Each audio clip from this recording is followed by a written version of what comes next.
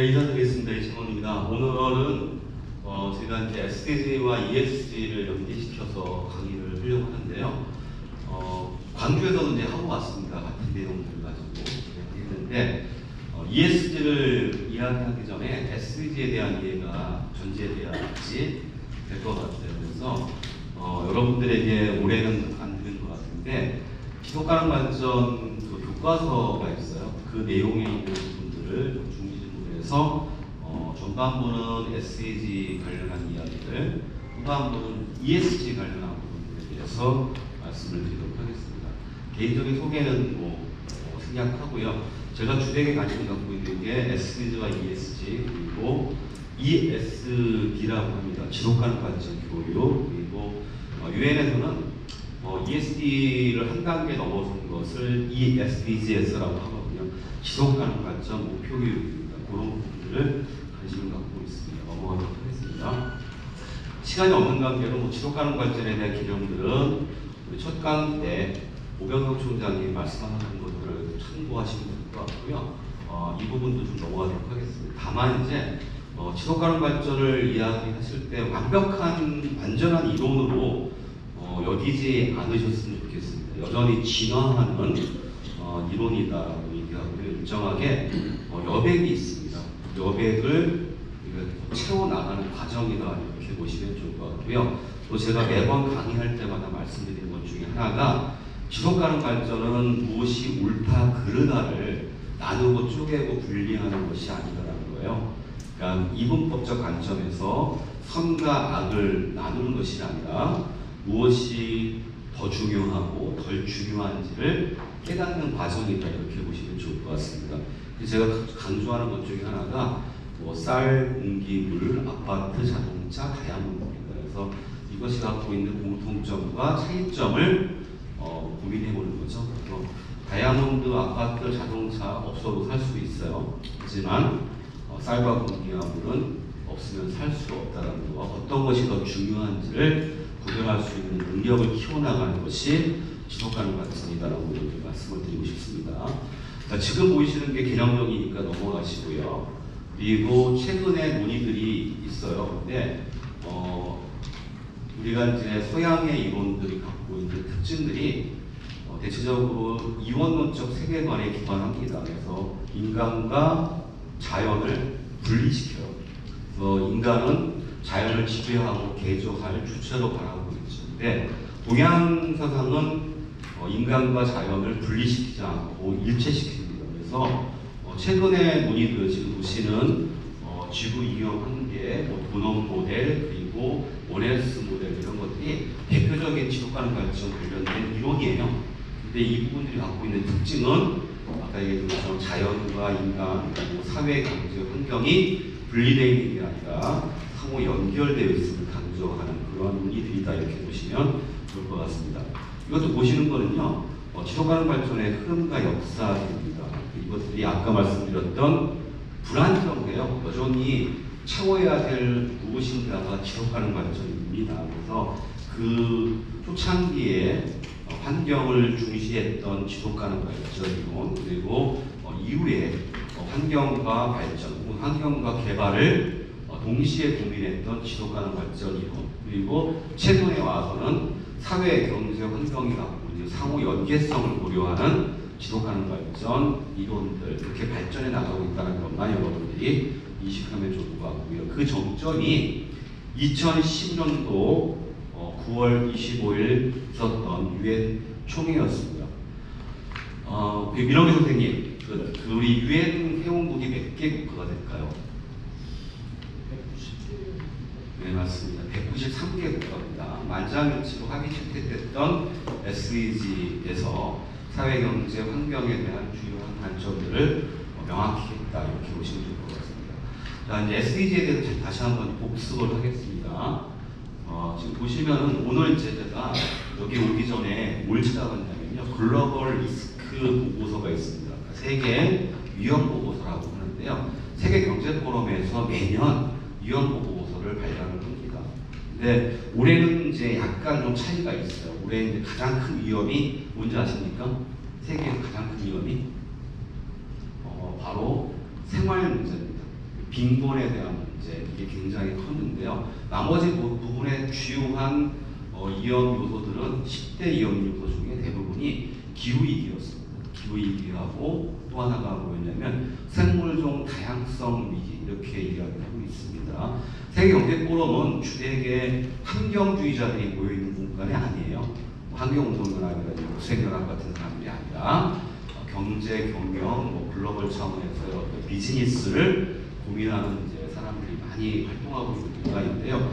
거기서 가장 강조하고 있는 것들이 지금 보이시는 녹색과 관련된 부분입니다. 그래서 이 부분들 한번 고민해 보시면 좋을 것 같고요. 왜 SDG와 ESG에 대한 관심이 많은가에 대한 부분들을 고민해 보시면 좋을 것 같아요. 작년 올해 지구의 날이라든지 환경의 날 행사가 있었어요. 거기서 제일 많이 나왔던 캐치프레이즈가 있어요. 그게 뭐냐면 하나밖에 없는 지구였어요. 이거는 이제 시민사회뿐만 아니라 기업에서도 강조하고 있는 거죠. 왜 지속가능 발전 목표나 ESG에 대한 관심이 있는가에 대한 문제는 지구 지속 가능성이 지금 위태롭기 때문이다. 이렇게 보시면 좋을 것 같고요. 지금 보이시는 글자도 있죠. 2030 지속가능 발전 의제에 들어가 있는 지구 현황에 대한 분석이에요. 보시면 어떤 위기 요소들을 갖고 있는지 아마 세계경제포럼하고도 거의 유사한 문제의식을 갖고 있을 것이다. 이렇게 보시면 될 것 같습니다. 지속가능 발전을 둘러싼 여러 가지 키워드들이 있어요. 근데 최근에 많이 얘기되는 것 중에 하나가 인류세입니다. 인간에 의해서 지구 종말이 다가오는 그런 시대를 의미하고 있죠. 그래서 그것과 연결시켜서 고민을 하는 부분들, 또 인간이 만들었던 여러 가지 과학기술이라든지 문명이 다시 인간의 어떤 삶을 위협하는, 지구 지속 가능성을 위협하는 의미들이 많습니다. 참고해 보시면 좋을 것 같고요. 지금 보이시는 거는요, 우리가 SDG가 굉장히 강조하는 게 환경, 사회, 경제의 연계성이거든요. 그래서 기후위기가 단순하게 환경적 문제가 아니라 지금 보이시는 것처럼, 보는 것처럼 경제적인 문제와 굉장히 관련되어 있다는 부분들을 이야기하는 겁니다. 얼마 전에 유엔 사무총장 안토니오 구테레스 사무총장께서 그런 말씀을 하셨습니다. 이제 오라가이 시대, 기후 온난화 시대를 넘어서서 이제 기후 온난화 시대를 넘어서 이제 열화 시대가 왔다라고 이야기할 정도로 지금 우리가 살고 있는 7월 달이 인류가 생긴 이래, 인류가 문명이 발달한 이래 가장 뜨거웠던 여름으로 기록되고 있다는 얘기를 한번 여러분들 고민해 보시면 좋을 것 같고요. 이 환경적 위기가 미치는 여러 가지 경제적인 손실들 제시해 놨으니까 참고해 보시면 좋을 것 같습니다. 중요한 부분입니다. SDG 17개 목표입니다. 네, 지금 보실 때 연비에서 보실 게 있어요. 뭐냐면 저기 지금 보이시는 그 네모난 게 있어요. 17개가 들어가 있는데 이 17개의 저 그림판을 전 세계적으로 뭐라고 부르냐면 SDG 포스터라고 부릅니다. 저 포스터가 만들어지는 과정은 그냥 하루아침 만들어진 건 아닙니다. SDSN이라고 있습니다. 영어 쓰면 혼날 것 같지만 좀 말씀을 드려야 될 것 같아요. Sustainable Development Solution Network입니다. 다시 말씀드리면 지속가능 발전 해법 네트워크라고 유엔과 관계 맺고 있는 전 세계 전문가 그룹들이 저 7개 목표를 만드는 데 많은 에너지를 쏟았습니다. 저 목표를 보시면요, 위에 단이 있고 두 번째 단이 있고 세 번째 단이 있어요. 그 수수께끼를 여러분들이 이해하시면 됩니다. 제일 위에 있는 게보다 사람과 관련된 거예요. 사회와 관련된 겁니다. 두 번째 단이 뭡니까? 경제와 관련된 부분이에요. 세 번째 단위 뭐죠? 15번까지가 환경 관련된 부분입니다. 그리고 15, 16번이 뭐다? 평화와, 그 다음에 16번은 평화, 정의, 제도와 관련된 것, 17번은 글로벌 파트너십과 관련된 겁니다. 왜 이걸 보여드리냐면요, SDG는 3개 기둥으로 이루어져 있어요. 사회, 경제, 환경이라는 기둥으로 이루어졌고, 거기에 플러스 5개 P축이라고 또 설명을 합니다. 5개 P축의 첫 번째가 사람축의 P풀입니다. 그 다음에 번영축, 경제입니다. 그 다음에 지구축, 뭐죠? 환경입니다. 거기에 2개가 있는데 이 2개는 이러한 우리 사회가 갖고 있는, 지구가 갖고 있는, 우리 도시가 갖고 있는 내 삶과 연계되어 있는 여러 가지 문제를 해결할 수 있는 수단과 도구라고 할 수 있습니다. 그래서 그래서 좋은 제도를 만들어내는 것이 중요하다. 16번입니다. 17번은 뭐죠? 혼자 할 수 없다. 그래서 파트너십이 중요하다. 이렇게 보시면 됩니다. 그래서 16, 17번은 수단과 도구를 의미한다. 이렇게 보시면 될 것 같아요. 참고하시면 될 것 같고, 한국의 SDG는 KSDG라고 얘기합니다. UN SDG는 169개 세부 목표 그리고 231개 지표가 있습니다. 근데 한국은 어떻게 된다? 214개 지표 그리고 122개의 세부 목표를 갖고 있다. 이게 뭘 의미하냐면요. 지속가능 발전은 지금 따라해주세요. 두 가지가 굉장히 중요합니다. 따라해주세요. 지속가능 발전 목표의 주유화. 두 번째, 지속가능 발전 목표의 현지화. 지속가능 발전 목표의 주요하라는 것은 국가정책, 도시정책의 지속가능 발전 목표를 녹여낸다는 겁니다. 반영하고 그것을 실행한다는 것을 의미하는 것이고요. 현지화라는 것은 창조적인 적용입니다. 모든 국가가 똑같은 상황이지 않습니다. 예를 들어서 선진국가도 있고, 그 다음에 개발도상국가도 있죠. 그리고 자본주의 국가도 있고, 물론 자본주의 국가지만 이념적으로는 사회주의를 표방하는 중국이나 북한이나 이런 나라가 있습니다. 각각의 도시, 나라의 특성에 맞게끔 지속가능 발전 목표를 재구성하고 적용하는 것이 보다 현지화입니다. 자, 현지화, 주요화를 하기 위한 또 전제가 있습니다. 뭐냐면 따라해주세요. 지속가능 발전 목표의 인지도. 많이 알아야 영향력을 제고할 수 있습니다. 그리고 또 중요한 것은 따라해주세요. 인식도. 자, 아는 만큼 실천이 나옵니다.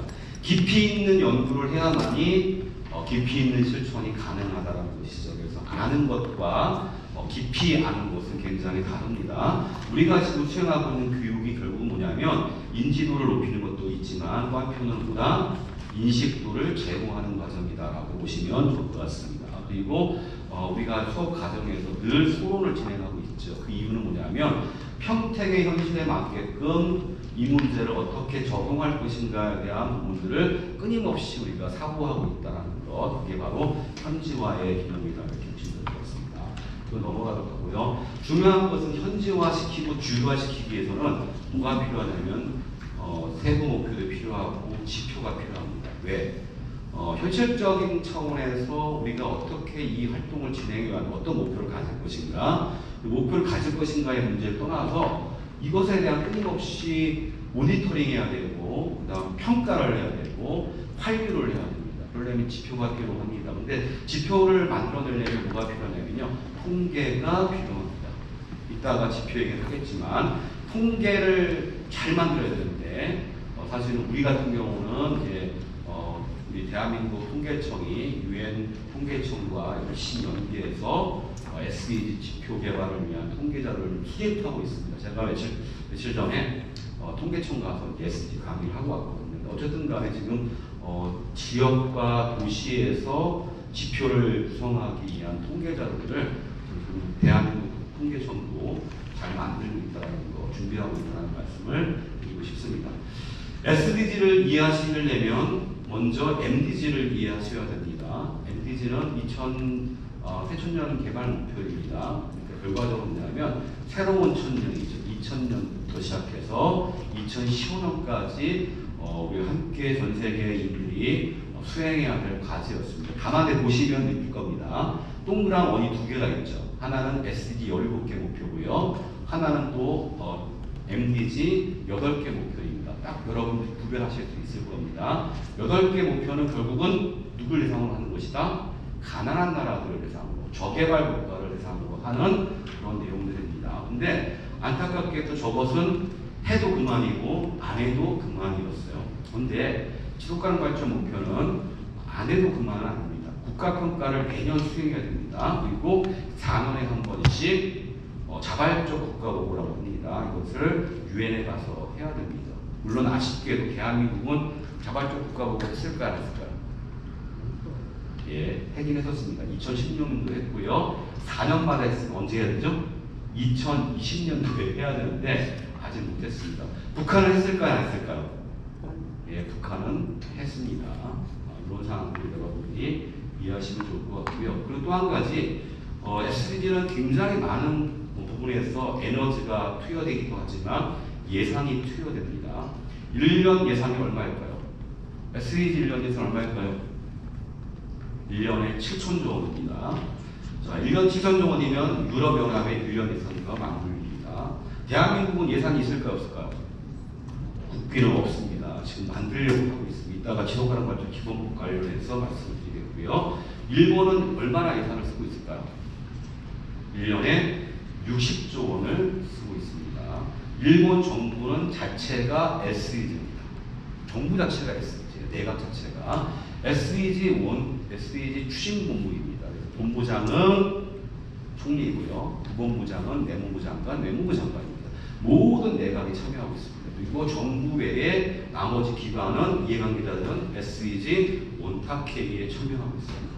그리고 국가정책으로 도시정책으로 반영하기 위해서 SDG 실시 지침을 만들었습니다. 그리고 글자를 알면 누구나 행동할 수 있게끔 SDG 액션 플랜, 한국말로 SDG 행동 계획을 만들었다는 거예요. 지방 차원에서는 매년 지자체 아무나 죽지 않습니다.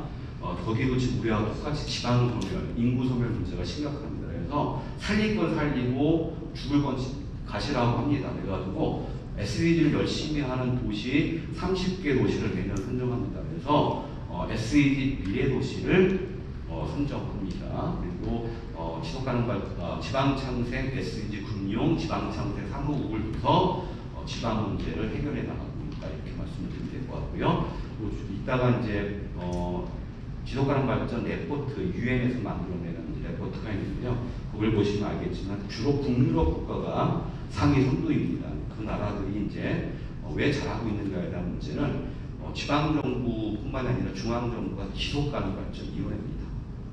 주정부가 지속가능 발전위원회입니다. 그래서 그런 성과들을 내고 있다는 것. 최근에 독일에서 독일 정부가 유엔에 항의를 했습니다. 유엔 안보리라고 그러죠. 유엔에서 아까도 말씀드렸지만 우리가 현실과 이상은 되게 다릅니다. 유엔이 193개국을 대표할 것 같습니까? 모든 가난한 나라들의 이해를 대변할 것 같습니까? 라고 물어보면 저 답을 못합니다. 왜? 유엔은 193개 국가가 참여하고 있지만 유엔을 움직이고 있는 나라는 사실은 몇 개 안 됩니다. 가장 발언권이 센 나라가 이런 경우에 어떤 나라일 것 같습니까? 돈 많고 힘 있는 나라입니다. 중국, 미국, 러시아, 유럽 국가입니다. 주로 안보리가 가장 셉니다. 유엔 안보리가. 두 번째는 경제사회 이사회가 가장 셉니다. 그래서 지금 독일 정부 같은 경우에는 어떤 북유럽 국가에서는 안보리가 제대로 역할을 하고 있지 않기 때문에 차라리 안보리를 지속가능 발전위원회를 만들 것을 요청하는 서한도 제출한 바가 있습니다. 그만큼 유럽 국가가 지속가능 발전을 굉장히 중요시해야 된다 이렇게 보시면 될 것 같고요. 또 한 가지 아까 이제 들어오면서 우리 오민정 국장님이 요즘에 ESG에 대해서 굉장히 관심이 많은 것 같습니다. 우리 이렇게 참가하시는 선생님 이렇게 얘기하는데요. 유럽하고 일본에서는 ESG 경영이라는 표현을 잘 안 씁니다. 주로 북미 국가에서 많이 쓰고요. 주로 일본에서는 ESG 경영이 아니라 SDG 경영이라고 합니다. 책도 SDG 경영 나침판입니다. 일본 경단면이 있습니다. 한국의 경총이나 전경련과 같은 조직이죠. 거기서도 ESG 경영이 아니라 SDG 경영, SDG 이제 기업 선언, 현장 선언 이렇게 이야기를 하고 있다라고 보시면 됩니다. 넘어가도록 하겠고요. 중요한 건 이겁니다. 여러분들 SDG를 이해하시려면 제일 중요한 게 뭐죠? 읽으셔야 되고요. 함께 토론해야 됩니다. 남의 얘기만 들어가서는 안 됩니다. 그래서 우리가 이제 불교를 이해하려면 뭐 필요하죠? 불경을 읽어야 되고 기독교를 이해하려면 성경을 읽어야 되는 것처럼 제일 중요한 게 저겁니다. 2030 지속가능 발전을 위한 지속가능 발전 의제가 담겨 있는 문서가 있습니다. UN 77차 공식 문서입니다. 우리 세계에 전한 2030 지속가능 발전 의제입니다. 처음에 번역이 잘못됐습니다.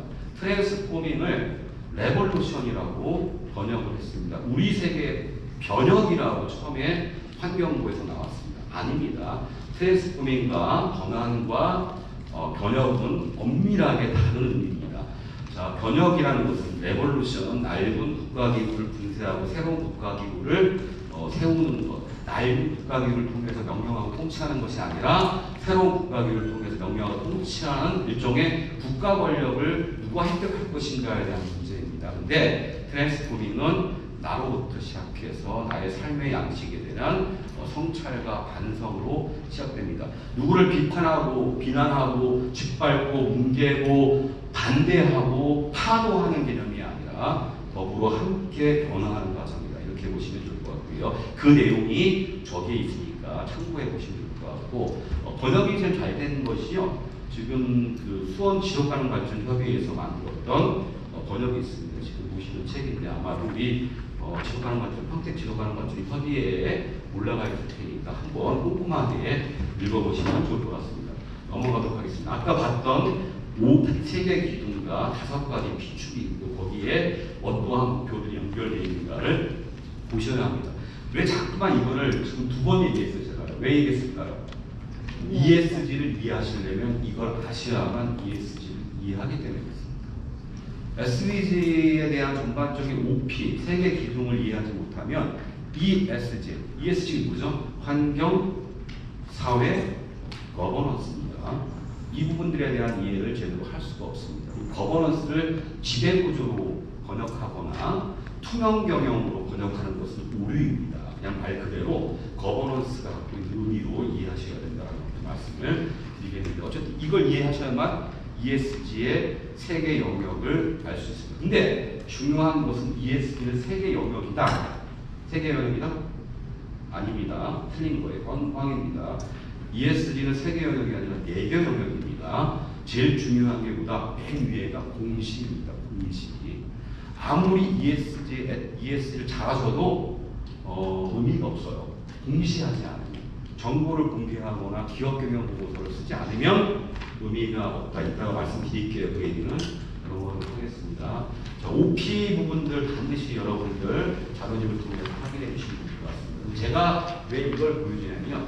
공부를 대충 하고 있어요. 그냥 와서 ESG가 뭐다라고 얘기하는데, 중요한 거는 원문을 봐야 됩니다. 전문을 봐야 돼요. 원래 영어로 봐야 되는데 지금 우리가 영어로 볼 수 있는 상황이 아니니까 지금 SDG, 아까 2030 의제의 전문 중에서 몇 가지가 있습니다. 지금 보면 서문이 있어요. 자, 본 의제가 무엇인가를 설명하고 있죠. 인간과 지구 그리고 번영을 위한 행동 계획이다라는 것, 그리고 더 큰 자유 안에서 보편적 평화의 진리를 추구하는 것이다. 이렇게 되어 있죠. 자, 이게 중요한 내용들이니까 참고해 보시면 될 것 같고요. 하나하나씩 그 의제 성분들을 읽어보시면은 딱 이해가 됩니다. 강의 100번 듣는 것보다 제가 아까 말씀드렸던 것처럼 2030 지속가능발전 의제를 읽어보시는 게 중요하다는 겁니다. 아무튼 지금 내용들은 있으니까 자료집에 제가 다 체크를 해놨습니다. 그래서 여러분들 읽어보시면 좋을 것 같다라는 말씀을 드리고 싶습니다. 좀 넘어갈게요. 자, 이것도 재밌습니다. 우리 세계가 위기의 시대라고 얘기합니다. 그래서 어떤 위기가 있는지를 지금 쭉 나열하고 있죠. SDG 메타, 지속가능발전 의제 메타, 저기 보시면 14항에 있습니다. 14항에는 위기에 대해서 서술을 하고 있습니다. 그러나 재밌는 것은 15항입니다. 여러분들 세상을 바꾸는 것은 절망하는 사람들입니까? 아닙니다. 희망을 품는 사람만이 세상을 변화시킬 수 있다는 것. 그래서 지속가능발전 의제 15항에는 뭐가 나와 있다? 커다란 위기의 시대이지만 또 다른 기회의 시대가 될 수 있다는 거죠. 그러나 그것을 하기 위해서는 2가지가 필요합니다. 알미 필요합니다. 플러스 뭐가 필요하죠?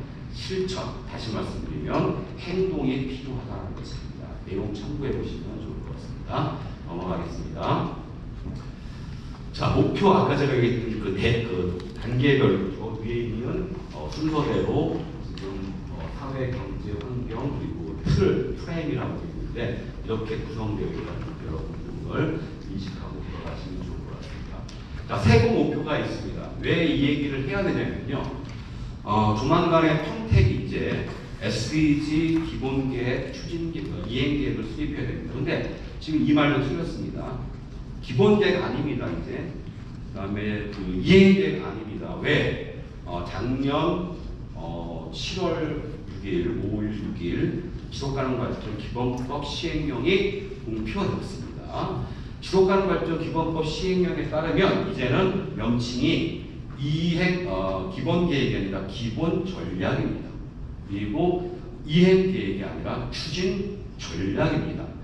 그 부분들을 이해하시려면 세부 목표뿐만이 아니라 지표를 어떻게 만들 것인가가 굉장히 중요합니다.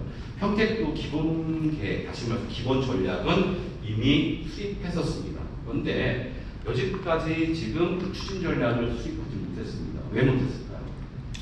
지표 개발이 쉽지 않았기 때문에 그렇습니다. 아까 얘기했던 것처럼 구체적인 실행력을 갖고 있는 또 현실 가능한, 측정 가능한 지표를 구성하고 특히 중요한 게 무엇입니까? 평택의 특성에 맞는 지표를 구성하는 데 있어서 그리고 그것이 특정한 전문가 집단만이 아니라 다양한 이해관계자들의 의사들을 반영하고 합의하고 인정받을 수 있는 지표를 만드는 과정은 쉽지 않기 때문이었습니다. 그래서 여지껏 이제 미뤄왔는데 올해 하반기에 아마도 추진 전략 관련한 이제 연구 요령이 나오게 됩니다. 그때 여기 계신 선생님들이 많은 지혜가 필요하기 때문에 제가 여기 세부 목표라든지 지표가 갖는 의미에 대해서 자료집에 넣어놨습니다. 참고해 보시면 되고요. 그리고 이제 지금 보시는 게 목표가 있고 그 다음에 있는 게 있습니다. 그리고 세부 목표가 있고 지표는 아주 구체적으로 수치화되어 있는 겁니다. 이걸 고민하지 마십시오. 왜냐하면 사실 이거는 전문가 영역입니다. 그래서 사실 일반적인 시민들이나 다양한 이해관계자들은 몇 가지 가질 필요는 없을 것 같고요. 이제 세부 목표나 우리 도시의 어떤 환경 문제, 예를 들어서 13호 기후위기 문제를 해결한다고 했을 때 우선순위가 어떤 것인가에 대한 여러분들의 의견들을 잘 반영해 주시면 될 것 같고요. 저는 일단 그래도 여러분들 지표가 무엇인지를 보셔야 되니까 지금 참고로 좋습니다. 그리고 현재 왜 아까 통계청 얘기가 굉장히 중요하냐면요. 지표에도 1, 2, 3가 있습니다. 1계층, 2계층, 3계층이 있어요. 자, 1계층 지표는 자료도 있고 방법론도 있어요. 2계층 경우에는 자료는 있지만 방법론이 없는 경우가 있어요. 3계층 같은 경우 아예 방법론도 자료도 없어요. 통계 수치도 없어요. 이런 경우에 이게 굉장히 어려움들이 있습니다. 그래서 이게 또 국가 통계나 지방 통계를 잘 관리해야 되는 측면이 있긴 있어요. 그래서 이 문제도 유엔이나 지금 국가, 그다음에 도시 차원에서 고민을 하고 있고 평택시도 이제 조금씩 그 자료를 지금 수집하고 있는 과정이니까 아마 운영이 시작되게 되면 어떤 팀이 운영을 할 수 있을지 모르겠지만 나름 성과를 낼 수 있다는 생각입니다. 자, 지금 목표, 세부 목표, 지표가 있습니다. 자, 우리 선생님, 자, 지표만 한번 읽어주세요. 지금 자, 젊은 사람한테 선생님 한번 크게 보이시나요? 네, 지표에 네. 노안이라. 아니, 근데 저는 공부 기술. 일 분명하고 간단한 합의의 바탕을 둔 시스템의 바탕을 둔 정보와 광범위하게 일치하는 잘 확립된 자료 원천에서 구축된 구성 요소로 분해되는 보편적인 가능한 한 결과의 특성을 맞춘 지정된 조직이 관계하는.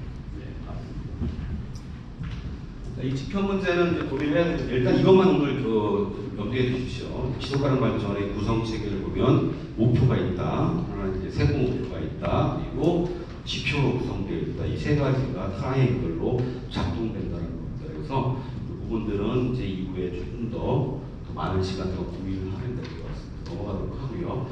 SDG 관련해서 주요한 키워드가 있습니다. 첫 번째, 제가 이제 잠깐 이제 인사차 할 때, 저 시간대 이야기를 한 것 같은데, 일단은, 여기 이제 우리 신윤관 그 사무총장님도 오셨지만, 초기에 지속가능발전협의회는 지방의제 21로부터 시작했습니다. 지방의제 22 시작할 때, 원래 얘기했었냐면, 지구적으로 사고하고, 뭐였죠? 지역에서 행동한다. 이렇게 되었었죠. 그 정신은 그대로입니다.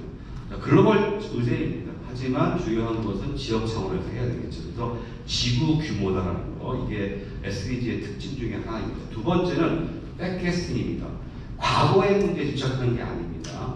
미래를 중심으로 바라봅니다. 우리가 이제 보시면요, 지속 가능한 미래의 모습에서 역산을 하는 것입니다. 그래서 이것을 우리가 하나하나씩 추구해 나가는 거, 이게 백캐스팅이라고 얘기해요. 마지막으로 아무도 소외하지 않는다. 누구도 소외하지 않는다. 이 부분입니다. 참고해 보시면 좋을 것 같고요. 그리고 중요한 게 SDG는 협치를 강조하고 협동을 강조하지만 단순하게 정치적 레토릭으로서의 협치가 아닙니다. 협동하자라고 해서 잘 되는 게 아니에요. 지금 여야 맨날 협치 얘기하는데 됩니까? 안 되죠. 구체적으로 어떠한 내용과 목표를 가지고 협동할 것인가에 대한 부분이 굉장히 중요합니다. 그래서 지속가능 발전 목표가 갖고 있는 거버넌스는 목표 기반의 거버넌스다, 이렇게 보시면 좋을 것 같습니다. 이따가 이 문제는 한 번 더 논의를 해보도록 하겠습니다. 넘어가도록 하고요. 넘어가겠습니다. 자, 세계적 동향에 대해서 이제 아셔야 됩니다. 자, 다 제가 충분히 이 시간 안에 끝내도록 하겠습니다. 자, 지금 지속가능 발전 목표는 전 세계적으로 주요한 것은 맞습니다. 우리나라에서만 지금 약간 이게 잘 안 되고 있죠. 사실은 전 세계적으로 여러분들 구글이라든지 전 세계적인 어떤 키워드 트렌드 동향을 보시면 아까 말씀드렸던 것처럼 기후위기 문제, ESG 경영, 그다음에 SDG, 생물동 다양성, 이 문제가 가장 큰 화두입니다. 유엔에서도 가장 관심 갖고 있는 거, 유엔에서도 세 가지입니다. 첫 번째가 불평등에서 있는 격차를 해소하는 것, 기후위기를 극복하는 문제, 대응하는 문제, 생물동 다양성 문제. 아무튼 SDG가 전 세계적인 화두로서 확산되고 있는 몇 가지 배경입니다. 첫 번째가 유엔의 의지다. 두 번째가 정부와 지방정부의 혁신 전략이다. 세 번째가 이따가 검토할 ESG 경영입니다. 기업이 SDG 열심히 안 했습니다. 그런데 일종의 SDG의 기업판이라고 할 수 있는, 기업판 버전이라고 할 수 있는 ESG 경영은 지금 선택입니까? 아닙니다. 이거 안 하면은 이제 물건을 팔아먹을 수가 없지요. 서플라이 체인 상에서 배제됩니다. 그렇기 때문에 기업이 합니다. 기업이 착하기 때문에 착한 자본가, 착한 윤리기업 이런 게 아닙니다. 그냥 생존을 위해서 할 수밖에 없는 그런 상황이라는 것이죠. 그게 어쨌든 간에 결과적으로 SDG를 확산시키는데 굉장히 기여하고 있다는 측면을 부정할 수 없습니다. 그리고 대학의 변화입니다. 지금 평택대학교에 보고 있지만 오늘 제가 광주 가서 강의를 하고 왔습니다. 제1회 일기죠. 광주광역시 SDG.ESG 아카데미였습니다. 광주 교대도 왔고 광주 호남대학교도 와서 같이 했는데 광주광역시가 지속가능 발전 협의하고 왜 대학이 관심을 가질 것인가에 대한 부분입니다. 왜? 대학 평가를 이제 SDG로 하기 때문입니다. 여러분들 아마 신문 보시면 나올 거예요. 지금 연세대가 몇 등, 경북대가 몇 등 나옵니다. 이게 뭐냐면 세계 대학 영향력 평가입니다. 타임스 고등교육이 매년 SDG 17개 목표를 가지고 대학 평가를 하고 있다는 거 참고해 보시면 좋을 것 같습니다. 첫 번째는 탄소 중립입니다. 이거 제가 설명 안 해도 아실 것 같고요. 마지막으로 지속가능 발전 기본법 재제정이다. 이렇게 보시면 좋을 것 같습니다. 자, 유엔 관련된 부분들 지금 78주년 됐습니다. 75주년 때 SDG 학예 채택 5주년이었어요. 이때 전 세계가 하게 된 게 디케이드 오브 액션이었습니다. 뭔지 아시죠? 2030년까지 SDG를 위해서 우리가 달성을 위해서 모든 국가가 함께 움직여야 된다는 것이 디케이드 오브 액션이라는 걸 참고해 보시면 좋을 것 같고요. 저기 보시면은 G20 정상회담이 있습니다. 우리가 선진국이냐 아니냐를 지금 구분하는 잣대를 OECD 국가냐 G20 국가냐 아니냐 이런 걸로 하는데 G20 국가 정상회담을 하고 나면 그 의제가 SDG고요. 그다음에 지속가능 발전 결의문을 채택한다 이런 말씀을 드리고 싶습니다. 지금 보시는 게 디케이드 오브 액션의 주요한 내용들이었다라는 걸 참고해 보시면 좋을 것 같고요. 그리고 지금 유엔 사무총장 이름 아시는 분 누구시죠? 안토니오 구테르스. 자, 어느 나라 사람일까요? 네? 호주? 포르투갈입니다. 뭐 했던 사람일까요? 예, 전직 총리 출신입니다. 어쩌면 저 사람이 훨씬 더 신인운동가보다 더 세게 요즘에 많이 발언합니다. 특히 기업에게 일정한 부담을 더 많이 주고 일정하게 또 기후 문제와 관련해서는 오히려 환경운동연합보다 훨씬 더 격하게 이야기하기도 합니다. 어쨌든 간에 지난번에 이제 2021년도에 공동의 미래라는 12가지 약속을 제시했습니다. 지금 보시면 됩니다. 이 12가지 과제가 주한 SDG의 어떤 과제와 연결되니까 참고해 보시면 좋을 것 같습니다. 자, 이거는요, 유엔에서 SDS에 아까 말씀드렸던 그 지속가능 발전 해법 네트워크라고 하죠. 그리고 독일의 베테스만 재단이 공동으로 해서 매년 지속가능 발전의 세계적인 현황들을 정리합니다. 그리고 재미있는 게 있어요. 국가 평가를 합니다. 랭킹을 매기고 있습니다. 대한민국 몇 등일까요? 대한민국 몇 등일까요? G20국가니까 20등? 아닙니다. 31위입니다. 자, 잘하고 있나요? 예. 자, 아시아에서는 제일 잘 나가는 나라가 어딜까요? 네, 일본입니다. 그리고 지금 보면 1등부터 10등 안에 들어가는 나라의 특징을 어디 볼까요? 유럽인데 어느 쪽이죠? 예, 동유럽입니다. 동유럽 국가가 랭킹이 좀 많이 높죠. 근데 올해 참 걱정스러운 결과가 나왔어요. 우리가 2030년까지 SDG 목표 달성을 하기로 했잖아요. 될까요? 안 될까요? 자, 여기 보고서에 의하면 불가능하다고 적시되어 있습니다. 왜 불가능할까요? 왜 불가능할까요? 맞습니다. 어디 코로나. 네, 맞습니다. 코로나 영향이 굉장히 컸습니다. 그것도 있었고, 또 하나 전쟁이 좀 많았습니다. 우크라이나, 러시아 전쟁의 여파도 세계 곡물 시장에 미치는 게 굉장히 컸습니다. 농업 문제만이 아니라 세계 경제와도 많이 관련되어 있는 부분이 있었어요. 그래서 2030년까지 목표 달성은 아마도 불가능할 것이다라고 얘기했어요. 물론 이 얘기 나오기 전에 2021년도 2년도에 여러분 잘 아실 겁니다. 유엔 경제사회이사회에서 매년 재원조달 보고서를 발간합니다. 재원조달 보고서에서 뭘 얘기하냐, 같은 얘기를 했었습니다. 하면서 여기에 플러스 뭘 얘기냐면 2030 지속가능 발전 문제 SDG를 10년 더 연장해야 된다라고 주장하고 있습니다. 아마 경제사회이사회와 안보리에서 결정하면 대체로 결정이 될 것 같고, 유엔에서도 지금 지속가능 발전 목표를 10년 더 연장할 것 같습니다. 제 개인적인 판단. 왜? 유엔 입장에서도 이게 제일 좋았어요. 자기들이 뭔가 했을 때 이렇게 반응이 좀 뜨거웠던 게 없었어요. 거기다가 아까 얘기했던 좌파든 우파든 가난한 나라든 부자 나라든 상관없이 지속가능 발전 목표의 중요성들을 인식하고 있었기 때문에 유엔이 하나로 유엔을 통합시켜낸 대로 굉장히 중요한 기제로서 활용할 수 있다는 판단에서 아마 제가 볼 때 10년 더 연장될 가능성이 없진 않다 이렇게 보시면 될 것 같습니다. 지금 보시는 거는 국가보고입니다. 두 번째는 지금 보시는 거는 자발적 지역 보고입니다. 이런 활동을 하고 있고, 또 하나는 이제 이클레입니다. 지방정부 역할이 굉장히 중요합니다. 우리가 SDG를 수행하는 데 있어서 지금 우리 대학 이름이 뭐죠? 평택시입니다. 평택시 지속가능발전대학입니다. 작년에 경주시 지속가능발전대학도 있었고요. 지금 전국적으로 평택을 위주로 해서 평택이 처음으로 이제 문을 열었죠. 지속가능발전대학한테 앞에 뭐가 붙는다고요? 도시 붙습니다. 지자체에 붙습니다. 이것은 국가도 하지만 지역 차원에서, 도시 차원에서 굉장히 많이 해야 되는데 세계 지속가능성을 위한 지방정부의 협의체가 있어요. 120여 개 국가, 1,500개 도시가 참여하고 있는 이클레이가 지향하는 약속과 비전입니다. 보시면은 저기 끝에 여기 오죠? 4가지 약속이 있어요. 뭐가 있죠? 지속가능 발전을 중요한 가치와 철학과 모델로 삼는 거예요. 그리고 5가지 비전이 있죠. 저탄소 도시, 자원순환 도시, 자연기반 도시, 회복력 있는 도시, 인간 중심의 공정한 도시라는 5가지 약속은 SDG 17개 목표와 연결되어 있다 이렇게 보시면 좋을 것 같아요. 다시 말씀드리면 전 세계 지방 정부들이 SDG를 자기 기본 전략, 자기 전략으로 삼고 움직이고 있다는 것을 의미합니다.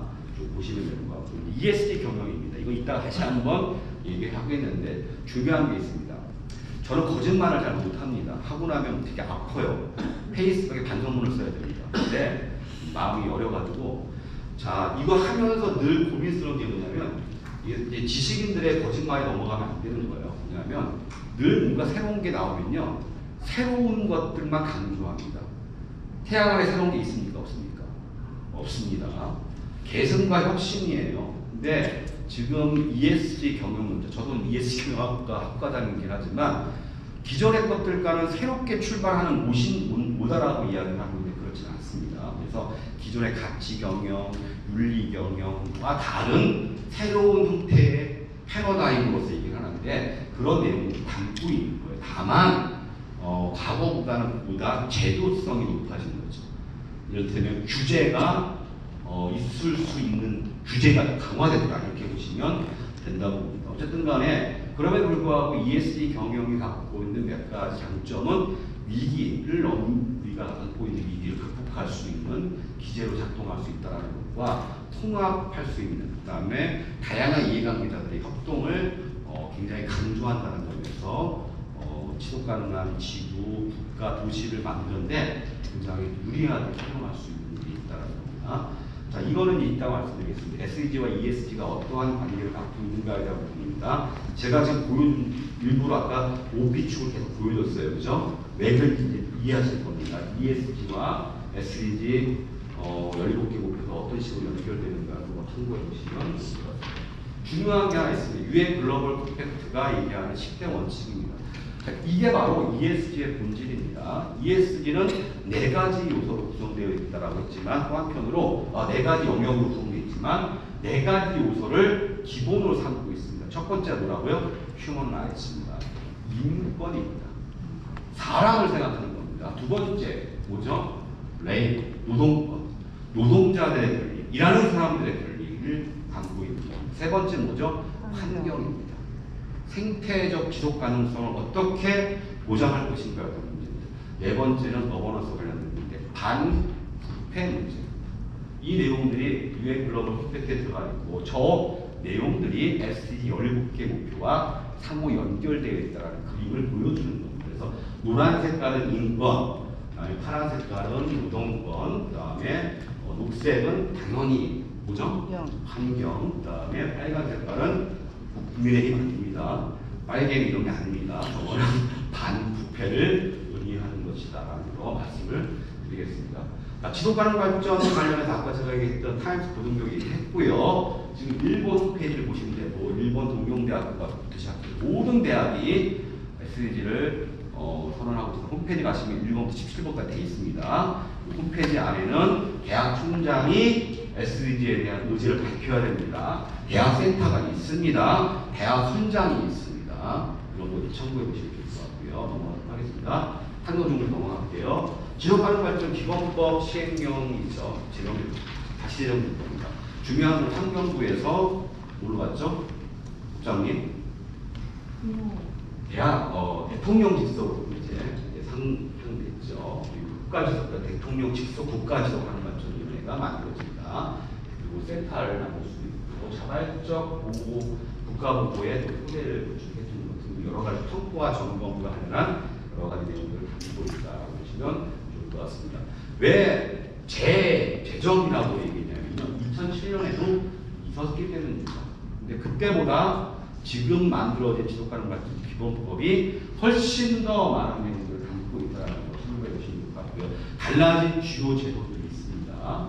그다음에 기본 계획을 기본 전략, 이행 계획을 추진 전략이라고 이야기하는 건데, 그래서 조례 제정 문제라고 이렇게 많은 부분 영향을 주고 있습니다. 법률도 지속가능 발전 기본법이 재제정되기 이전과 재제정되기 이후에 법률의 형태들도 많이 달라졌습니다. 그래서 재제정되고 나서 지속가능 발전을 목적과 정의와 원칙에 반영한 법률, 채무 사업 조건 등에 반영한 법률들이 늘어났다는 거. 어쨌든 간에 제도화에 일정한 효과는 있다. 물론 완벽하게 지금 작동되고 있거나 지금 막 대통령 직속 국가지속가능발전위원회가 설치되어 있거나 하진 않지만 어쨌든 영향을 미치고 있다는 겁니다.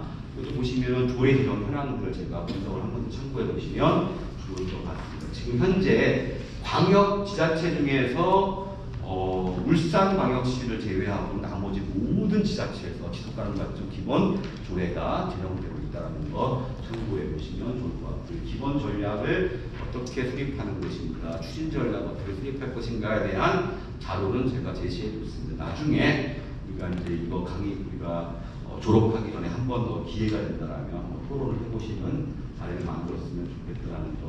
중요한 것은 이겁니다. 지속가능 발전 협의회가 어떤 역할을 할 것인가에 대한 부분입니다. 오늘 시간이 없는 관계로 얘기 못하지만 지속가능발전위원회, 행정 그리고 지속가능발전협의회가 상호 연계 협력해서 지속가능발전 목표에 대한 시스템을 구축하고 실행 체계를 만들어내고 그리고 평가, 환류, 모니터링 이런 것들을 수행할 수 있는 그런 어떤 틀들을 같이 고민해 나가야 될 시점이다 이렇게 생각합니다. 쭉 참고해 보시면 좋을 것 같습니다. 나머지 부분들은 SDG를 실행했을 때 얻는 효과에 대한 부분들이 있으니까 참고해 보시면 좋을 것 같습니다. 제가 매번 강조합니다. 지속가능 발전 목표를 잘 수행하기 위해서 아마 ESG를 잘 수행하기 위해서도 같은 부분입니다. 한번 따라해 주시면 좋을 것 같습니다. 첫 번째입니다. 혁신적인, 따라해 주세요. 혁신적인 지방정부의 전략. 두 번째입니다. 시민사회의 주도성. 세 번째입니다. 네트워크 간의 연계. 마지막입니다. 재보화. 예, 시장님이 바뀌셔도 시의원이 바뀌셔도 국회의원이 바뀌어도 장기 지속적으로 변하지 않으려면 뭐가 필요하죠? 정부로서 만들어줘야 된다는 겁니다. 이게 굉장히 중요하다는 거 참조해 보시고 이건 이제 평가 기준표인데 오늘 얘기하지 않겠습니다. 번역해 놓은 건데 참고해 주시면 좋겠습니다. 자, ESG 이해하기입니다. 저 1분만인데 좀 불안한 말이고 한 8시 한 5분 정도 10분까지 제가 한번 진행을 하도록 하겠습니다.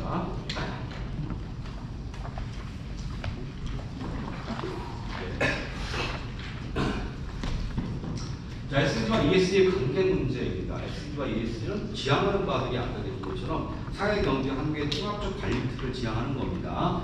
그리고 중요한 거는 지속 가능성에 대한 부분들을 고민하는 겁니다. 그런데 여러분들 한번 지속 가능성에 대한 개념을 한번 고민해 보십시오. 지속 가능성이 뭔가요? 자, 생태학적으로 지속 불가능성에 대한 대응 개념이 아닙니다. 여기에는요 합의 능력이 필요합니다. 사회적으로 우리 사회의 변화를 위한 합의 능력까지 포함하는 것이 지속 가능성의 개념이다라는 것 참고해 보시면 좋을 것 같습니다. 어쨌든 간에 SDG와 ESG는 그런 부분을 담고 있다는 것 참고해 보시면 좋을 것 같습니다. 아까 봤던 그림입니다. 중요한 건 이겁니다.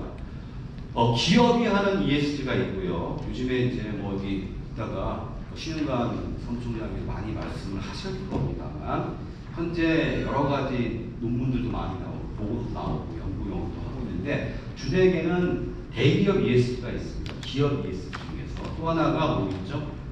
우리 이틀용 선생님 어떤 ESG에 관심이 많습니까? 중소기업?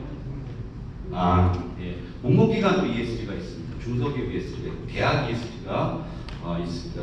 굉장히 중요한 부분이 공공기관과 연결되는 건데 최근에는 ESG 행정 또 지자체 ESG 개념들이 지금 재구성되고 있고 만들어져 나가고 있습니다. 그래서 경상도, 경기도 차원에서 지속가능 ESG, 지자체 ESG 활성화 방안에 대한 연구 용역도 지금 만들어지고 있기 때문에 문제는 도시 ESG와 관련한 구체적인 학문적 논의들은 아직 구성되어 있지 못하다는 겁니다. 시도는 되고 있다는 거 참고해 보시면 좋을 것 같아요. 어쨌든 간에 지역 차원에서 ESG를 하는 데 있어서 우리가 많이 활용하고 있는 게 지금 저기 보시는 사회 책임 경영 이행 지침이라고 해서 ISO 26000이 있습니다.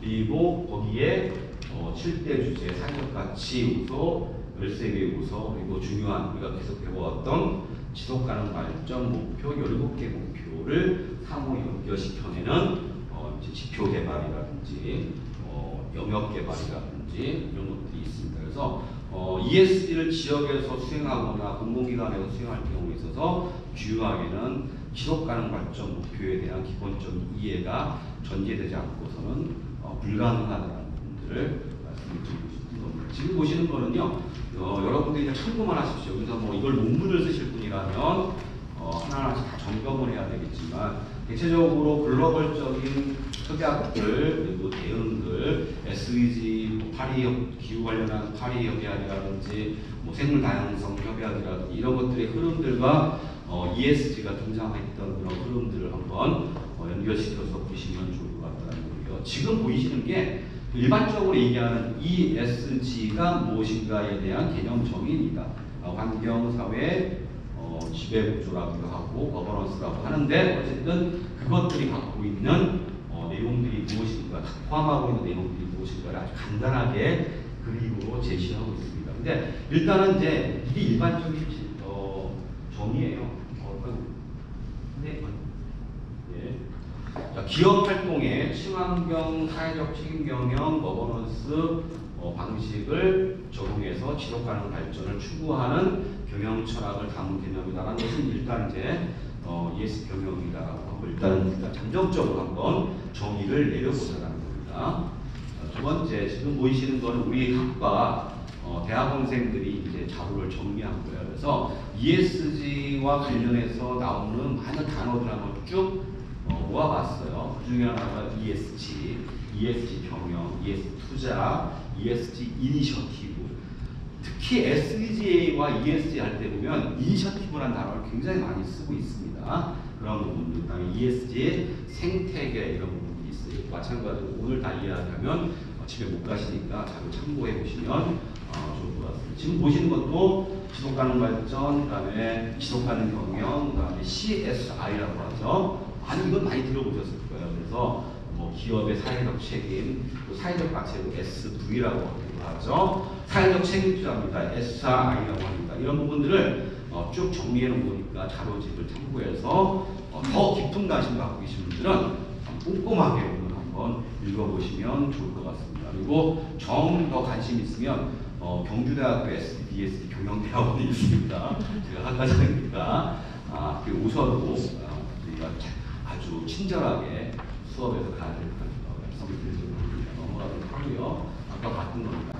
이게 되게 중요한 포인트입니다. 자, ESG가 왜 전 지랄들 하고 있지? 왜 테이 같으면 나오지? 뭐 행정도 뭐 개뿔 모르면서 맨날 저거 얘기하고 다니지라고 합니다. 아까 제가 얘기했죠. 기업가가 착하기 때문에 ESG를 하는 거다? 조원희 선생님, 그런가요? 네, 그런 거였어요. 네. 그렇게 볼 수가 있지만 반드시 그렇지 않습니다. 자, 지금 보시는 거는요, 한국이든 외국이든 똑같이 번역되어 있는 게 있어요. 여러분 논문 쓰시는 분들 아실 거예요.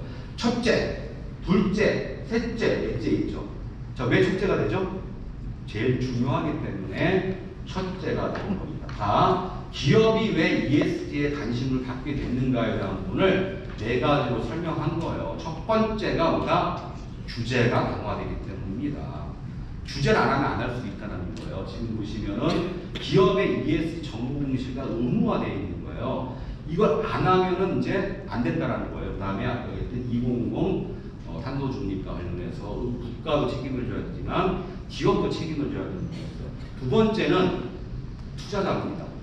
우리 동네는 유명한 게 있죠. 뭐가 있죠? 미국기지 있어요. 그 다음에 평택항 있어요. 그 다음에 또 뭐가 있죠? 삼성 있어요. 하죠. 자, 삼성 같은 경우에 우리나라 특히 이제 기업의 특징, 특히 대기업의 특징은 아직까지는 가족 경영이 좀 있습니다. 그죠? 예, 그래서 제가 일본에 가서 이제 그때 ESG 관련해서 논의하는데 유럽과 일본과 한국이 ESG 관련해서 각각 걱정되는 부분이 있어요. 일본은 S입니다. S가 가장 큰 문제였고요. 한국 같은 경우는 S 플러스 뭐였죠? G입니다. 왜냐하면 가족 경영이나 죽벌 경영 문제가 있습니다. 어쨌든 간에 아쉬움이 또 하나 있어요. 우리나라 재벌 기업들의 자산 총액을 보시면은 100% 자기 겁니까? 아닙니다. 되게 많은 부분, 자기 지분은 굉장히 적어요. 대부분 은행이나 투자자들의 돈입니다. 사실은 따놓고 얘기하면 투자자들이 왕입니다. 따놓고 얘기하면. 근데 투자자들이 고민을 한 거예요. 예전에는 ESG 경영이 과연 이윤으로 연결되는가 안 되는가에 대한 논의들이 있었지만 정확한 답이 안 나왔어요. 근데 제가 최근에 논문, 유럽 논문들, 일본 논문들을 읽어보면서 어떤 걸 느끼냐면 최근에 대체적인 연구자들이 분석했던 조사 결과에 따르면 ESG 경영이 투자자들에게 이익을 가져다 주었다라고 논문 결과들이 나옵니다. 자, 투자자들은 어떻습니까? 200억을 내면 200억만 갖고 가고 싶습니까? 아니죠. 500억 갖고 가고 싶고 1000억을 갖고 가고 싶습니다. 자, ESG 경영을 하면 더 많이 가져갈 수 있다는 거죠. 그러니까 기업에게 너희들도 ESG 경영을 해야 된다라고 얘기하는 겁니다. 물론 전제가 뭐냐면 이건 투자자들의 어떤 욕망만이 아닙니다. 기업 활동이 안 돼요. 아예 ESG 아까 얘기했던 그 평가 이니셔티브가 있어요. 기관들이 있어요.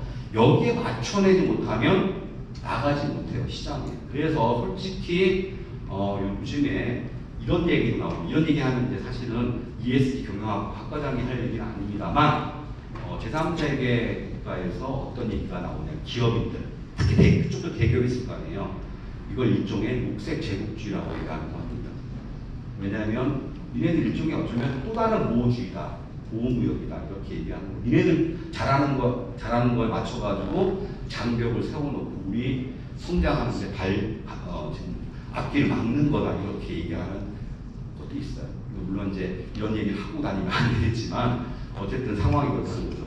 두 번째가 그렇다는 거예요. 세 번째는 시험을 본다는 겁니다. 기업 평가에 ESG가 반영이 돼요. 이따가 이제 보시겠지만 K-ESG 가이드라인이 있어요. 거기가 심사표예요, 일종의. 근데 나중에 또 얘기할 겁니다. K-ESG 가이드라인 가지고 이 문제를 해결할 수 있겠는가? 안 됩니다. 우리 기준이 낮아요. 우리 기준은. 왜? 지금 우리나라에서 유럽의 기준, 눈높이에 맞춰서 ESG를 하게 되면요. 기업들 다 뒤집니다. 문 닫아야 되는 상황입니다. 그래서 시범적으로 지금 뭘 하고 있냐면은 가이드라인을 제시하거나 이제 가이던스를 제공하는 정도로 가는 거예요. 지금. 근데 안 가게 되면 죽으니까 그나마 지금은 좀 열어놓는 거고 나중에 할 때 KESG 가이드라인에 그 정도 지표 가지고는 글로벌 차원에서의 장사를 하기는 쉽지 않습니다. 평가에 대한 부분. 그래서 지금 이따가 보시겠지만 작년에 12월 달입니다. 윤석열 정부 하에서 뭐가 나오냐면 ESG 인프라 고도화 방안이 나왔어요. 인프라 고도화 방안이 제일 강조하고 있는 게 뭐냐면 공시제도의 정비예요. 공시제도 정비. 왜? 지금 기준 가지고는 끝이 없는 거죠. 한계가 있기 때문에. 그래서 이런 부분들에 대한 고민하고 이따가 보겠습니다거든요. 자, 마지막으로 뭐다? 이제 소비자에 나오는 거예요. 이제 겨우.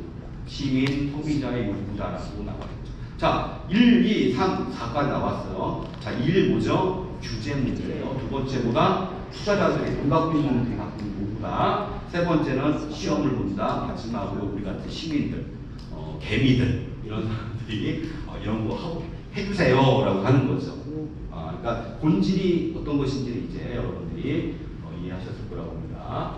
지금 보시는 거는 어쨌든 간에 여러 가지 평가 기관과 평가 지표예요. 오늘 얘기할 수 없습니다. 여러분은 그러면 아예 ESG에 대해 관심을 안 갖게 될 거예요. 그리고 지금 이거는 자료를 줬으니까 여러분 자료를 보시면서 그냥 묻는 말 보시면 되고요. 다만 대한민국도 지금 ESG 시대임에는 틀림없다라는 거는 이 자료를 보시면 돼요.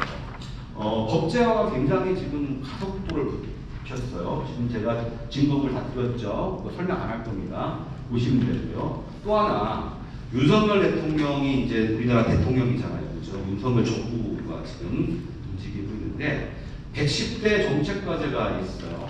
그 중에 12개면 몇 프로죠? 10%입니다. 10%가 ESG예요. 정책이. 자, 재미있게 또 하나 얘기해 드릴게요. 그동안에 우리가 어떤 국가 정책이 나올 경우에는 환경 관련된 건 환경부가 됐어요. 교육 관련된 건 교육부가 됐어요. 그런데 이번 정부에 와서 되게 특징점이 있어요. 관계기관 합동입니다. 자, 관계기관 합동 왜 나왔죠, 부장님? 관계기관 합동 어떤 걸 의미할까요? 자, 범정부 차원에서 이걸 추진하고 있다는 거예요. 그래서 보면 산자부, 기재부, 환경부 무슨 다 들어가 있어요. 그건 뭐냐면 그만큼 우리 정부 하에서 ESG는 물론 이제 윤석열 정부의 의지를 떠나서 전 세계적으로 사실 기업이 제대로 작동하지 못하면 환경 문제 해결 못합니다. 우리가 SDG 17개 목표 중에 제가 지난번에 얘기했던 것처럼 저는 최근에 와서 기후 문제도 중요하지만 저는 제일 관심 있는 게 8번 목표와 9번 목표예요. 8번 목표 뭐죠? 양질의 일자리와 경제 성장입니다. 9번 목표 뭐죠? 산업혁신과 인프라입니다.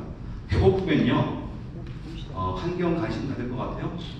나무 보호하자고 밀림 보호하자고 할 것 같아요? 안 합니다. 추워 죽겠는데 내 새끼 지금 굶어 죽겠는데 무슨 놈의 환경이 어디 있겠어요? 그 제가 아까 얘기했잖아요. 우리 지속가능 발전 목표, 지속가능 발전의 어떤 흐름들, 발전 과정들에서 그 시간 타임이 우리 타임하고 달라요. 쟤네들은 72년도에 환경과 관련한 지속가능 발전이라는 걸 제기했어요. 근데 우리 그때 뭐 했죠? 72년도 뭐죠? 72년도에는 잘 살아보세요. 새마을운동 했던 거예요. 그러니까 여러분들이 여기 있는 거예요. 지금 새마을운동 했고 국가주도의 발전 전략을 했기 때문에 우리가 G20 들어간 거예요. 물론 그늘이 있어요. 재벌의 어떤 문제점이 있었고 여러 가지 부정부패도 있었지만 결과적으로 산업화를 거쳤고 또 우리 신윤관 선생님처럼 민주주의 열심히 하신 분들의 민주화 이 두 가지가 같이 결합되면서 사회가 발전된 거죠. 배고픈 문제가 해결돼야만 한국 문제도 해결될 수 있는 측면들이 있기 때문에 관심을 가져야 될 부분이 있어요. 그래서 지금 이 문제는 단순하게 윤석열 정부 문제만이 아니라 지금 우리가 지금까지 누려왔던 번영과 부를 계속 유지할 수 있겠는가 그리고 그걸 동시에 지속가능 발전의 에너지를 쏟을 수 있는 물적 토대를 유지할 것인가 말 것인가를 결정하는 굉장히 그 전환적 국면에 서 있다 이렇게 보시면 좋을 것 같아요. 그러니까 이렇게 정부도 10% 이상을 ESG에 지금 목을 걸고 있는 거다 이렇게 보시면 될 것 같아요. 자, 지금 보시는 게 바로 ESG예요. ESG를 되게 어렵게 생각하지 마시고요. 이렇게 보시면 돼요. 자, 몇 개 영역이 있어요? 자, 하나, 둘, 셋, 네 개 있어요. 총 4개 영역입니다. 제일 위에 이게 뭐죠? 공시입니다. 두 번째 환경, 사회, 지배구조 되어 있어요. 거버넌스 되어 있어요. 4개 영역에 총 61개 항목에 대한 진단을 하는 거예요. 공공기관이 한다면 저렇게 할 것이고 기업이 한다면 저렇게 하겠죠. 자, 그 안에 있는 내용들이 평가의 내용들이에요. 자, 환경 보셔요. 자, 사회 보시면은 좋아요. 보시면은 쉽게 이해할 수 있어요. 정규직 비율 이런 것들이 이제 평가 기준이에요. 그 다음에 여성 구성원 비율 뭐 이런 것들도 보셔야 됩니다. 장애인 고용률 이런 거예요. 그리고 재미있는 게 하나 있습니다. 뭐가 있냐면 KESG 가이드라인에서 사회 영역 중에 똑같이 반복되는 단어가 있어요. 자, 지금 말씀하신 책 한번 드릴게요. 뭐가 있죠? 3개가 들어가요. 뭐죠? 맞습니다. 누가 손들어 보세요. 예. 책 한번 저희 부장님 가서 한번 들어주세요. 네. 네, 다음 주에 나오시면 드리겠습니다. 예, 맞습니다. 협력사입니다. 왜 협력사를 넣었을까요? 자, 보시면은 뭐가 되어 있냐면 협력사 ESG 지원, 협력사 ESG 경영, 협력사 ESG 협약사항이라고 되어 있어요. 왜? 중소기업입니다. 대기업은 ESG 경영하는데 문제가 있을까요? 없을까요? 하나도 문제 없습니다. 사람 다 갖춥니다. 삼성 아무 문제 없어요. 돈으로 다 때울 수 있습니다. 왜? 1억 5천씩 주면 돼요. 조원님 선생님 같은 훌륭하신 분들은 1억씩 주면서 너 하루 종일 다른 거 하지 마시고 ESG 평가 경영보고서 쓰는 데만 해. 다른 거 하지 마. 이러고 하는 겁니다. 그래서 경영지원팀을 만들어요. 보고서팀을 만들어요. 평가분석팀을 만들어요. 자, 그러면은 공시하면 돼요. 그런데 중소기업이 됩니까? 안 됩니까? 안 됩니다. 제가 경주에서 눈물 흘리고 왔습니다. 제가 또 페이스북 보시는 분도 아시겠지만 제가 얼마 전에 찾아가는 노동자의 ESG 교육하고 왔습니다. 자, 포항시가 나를 꼬셨어요. 뭐라고 꼬신지 아세요? 야, 포항시만 해도 수천 개 공장이 있어요. 교수님이 이거 다 돌아가시면서 강의를 해주세요. 돈 많이 드릴게요. 100만 원씩 줄게요. 200만 원 줄게요. 아, 물론 안 된다고 뻥인 줄 알았습니다. 왜? 그렇게 얘기했는데 이제 고작 1년 동안 몇 개인 줄 아세요? 2개 했어요. 2개 공장만 신청을 한 거예요. 경주 외동공단이라고 있습니다. 거기서 연락이 왔어요. 외동공단 사무처에서 연락 왔고, 대한상의하고 중기청에 연락이 왔어요. 저한테. 교수님, 외동공단이 1330개 공장이 있습니다. 여길 좀 가서 좀 교육을 시켜주십시오. 될까요? 안 될까요? 네. 안 됩니다. 왜? 그분들 100여 명 이하의 공장들에서 제가 들어가서 교육을 시키면요, 기계를 내려야 돼요. 지금 중소기업 사장님들 있잖아요. 자기 월급 못 가져가요, 진짜. 아시죠? 자, 그런 이유가 내려야 돼요. 그러면 손해가 막 심합니다. 그래서 이런 방식으로는 안 돼요. 자, 그래서 저걸 넣은 거예요. 자, 중소기업, 사실 정확하게 얘기하면 ESG 지원 방안들의 핵심적인 내용이 뭐다? 기업이 ESG 경영을 할 수 있는, 혹은 공시를 할 수 있는 그런 시스템을 누가 만들어야 된다? 대기업과 지방정부가 만들어줘야 된다는 거예요. 그래서 지자체 ESG 핵심 내용이 뭐냐면, 공공기관 스스로의 혁신도 중요하지만 중소기업을 어떻게 잘 도와줄 것인가 라는 거예요. 사람 살려야 됩니다. 지금 중소기업 작다고 해서 우습게 보면 안 됩니다. 500명이라면 500명만 있는 게 아니에요. 거기에 따님 가족들 생각하면 5,000명 넘는 거예요, 진짜. 그런 공장들이 한 지역에 사라진다고 치면은 평택도 진짜 아주 슬퍼지는 거죠. 아시죠? 무슨 말인지. 그런 겁니다. 자, 이런 내용들을 갖고 있다는 거 참고해 보시면 좋을 것 같습니다. 자, 이것도 이제 되게 중요한 부분이에요.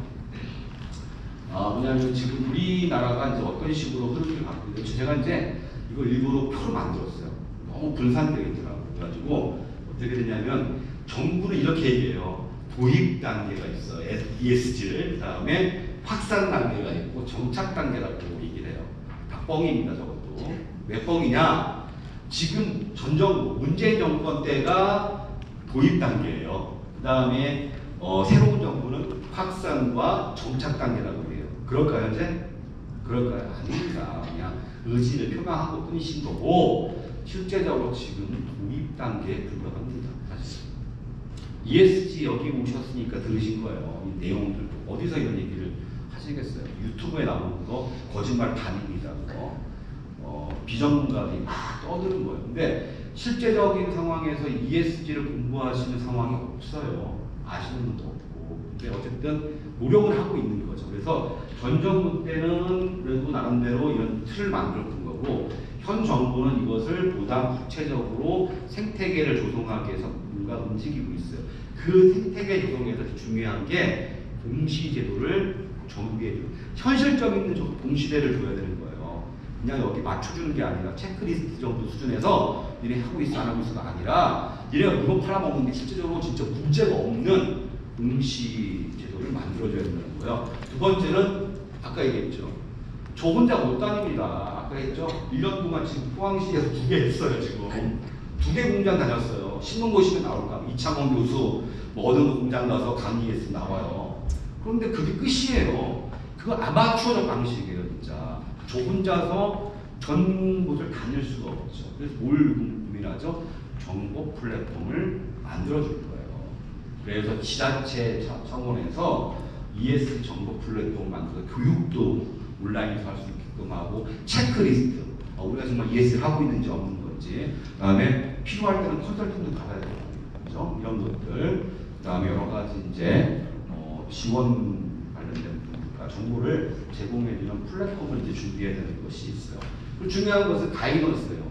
평가의 어떤 기준점들을 제시해줘야 되고, 어떤 방식으로 대응해야 된다라는 가이던스를 제공해주게 되고, 중요한 거는 ESG 전문 인력을 만들어줘야 되는 거예요. 이따가 제가 ESG 인프라 보도와 방안에 대해 설명해줄 때 중요한 게 뭐냐면, 전문 인력 강화예요. 여러분들이 ESG 공부하시는 이거 굉장히 앞으로 좋은 기회 구조가 될 거예요. 왜냐하면 가서 교육도 시켜야 되고, 정보를 전달해야 될 가구 역할을 해줄 사람이 되게 많이 필요한 거죠. 채권 발행 문제 있고, 이제 중요한 거 아까 말씀드렸던 우리 이필용 주무관님께 말씀드렸던 것처럼 공공기관 ESG 확보해줘야 되고 중요한 게 있습니다. 중소, 중견기업 ESG를 강화해주는 것. 자기 자료를 받을 수 있게끔 만들어주는 것. 이것들이 누구가 상호 연계해서 진행된다라고 보시면 돼요. 조례 많이 만들어지고 있습니다. 만들어지고 있는데 재미있는 게 하나 있어요. 총 18개가 만들어졌어요. 제가 마지막 구상한 것은 5월 17일까지였습니다. 아마 지금도 만들어지고 있을 거예요. 그런데 재미있는 게 있어요. 초창기에는 기업 지원 ESG 조례였다가 최근에 지자체 조례들은 아까 얘기했던 공공기관 스스로가 ESG를 실천할 수 있는, 선도할 수 있는 시스템으로 전환되는 거. 그렇다고 해서 중소기업 지원 안 하겠다는 게 아닙니다. 핵심은 있지만 이 지방정부도 ESG 시스템으로 이제 바뀌어 나가는, 그걸 통해서 정부 조직을 혁신하는 이런 방식으로 전환하고 있다 이렇게 보시면 될 거예요. 총 18개인데 아마 5월 17일 이후에 더 늘었을 수도 있을 것 같다라고 보시면 돼요. 중요한 건 인프라 고도화 방안입니다. 시간이 너무 많이 갔죠? 물 한 잔 먹어도 되겠죠? 네. 빨리 하려고 하니까 안 돼요. 정신이 없네요. 네.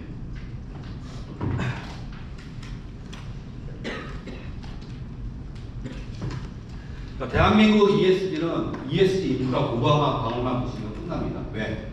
앞으로 이거보다 더 고도화될 수 있는 방안은 별로 없어요. 나올 건 다 나오게 되어 있습니다. 자, ESG 인프라 고도화 방안은 작년 12월 달에 나왔습니다. 얼마 안 됐습니다. 지금 따끈따끈한 내용입니다. 자, 추진 배경들 그냥 살펴보시면 되고요. 국제현황, 국내현황 그냥 살펴보시면 됩니다. 다 똑같은 얘기 계속 하고 있습니다. 자, 이 국내현황과 국제현황 관련해서 이것도 보셔야 됩니다. 유럽과 국내를 보시면 분명히 확연하게 차이가 납니다.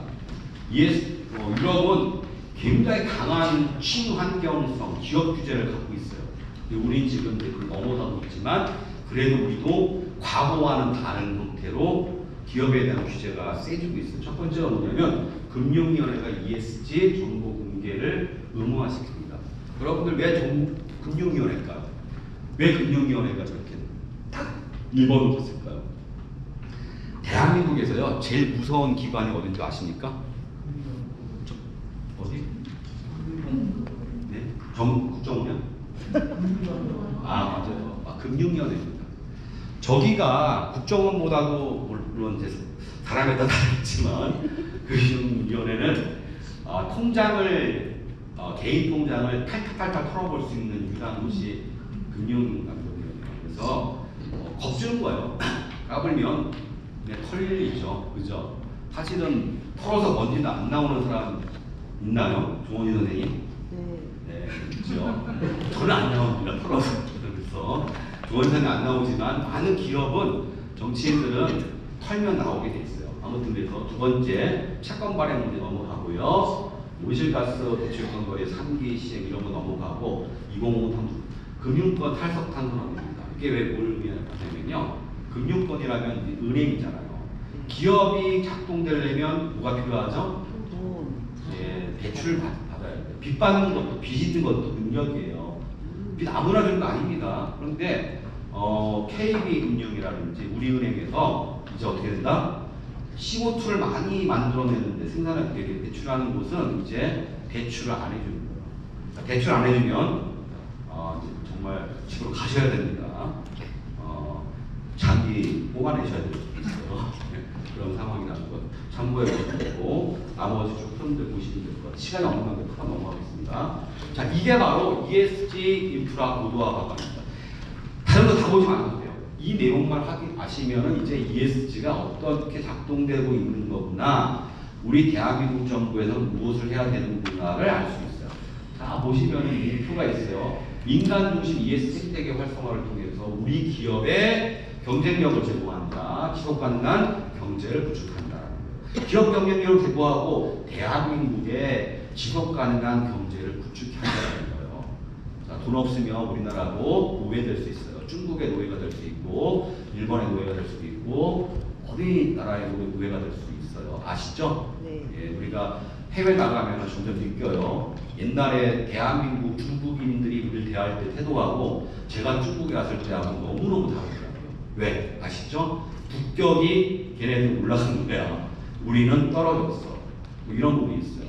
아무튼 좀 얇긴 하지만 돈이 자본주의 시대에서는 되게 중요할 수 있다는 것도 고민해 보시면 것 같습니다. 자, 이 핵심 전략은 이제 ES 생태계 육성인데요.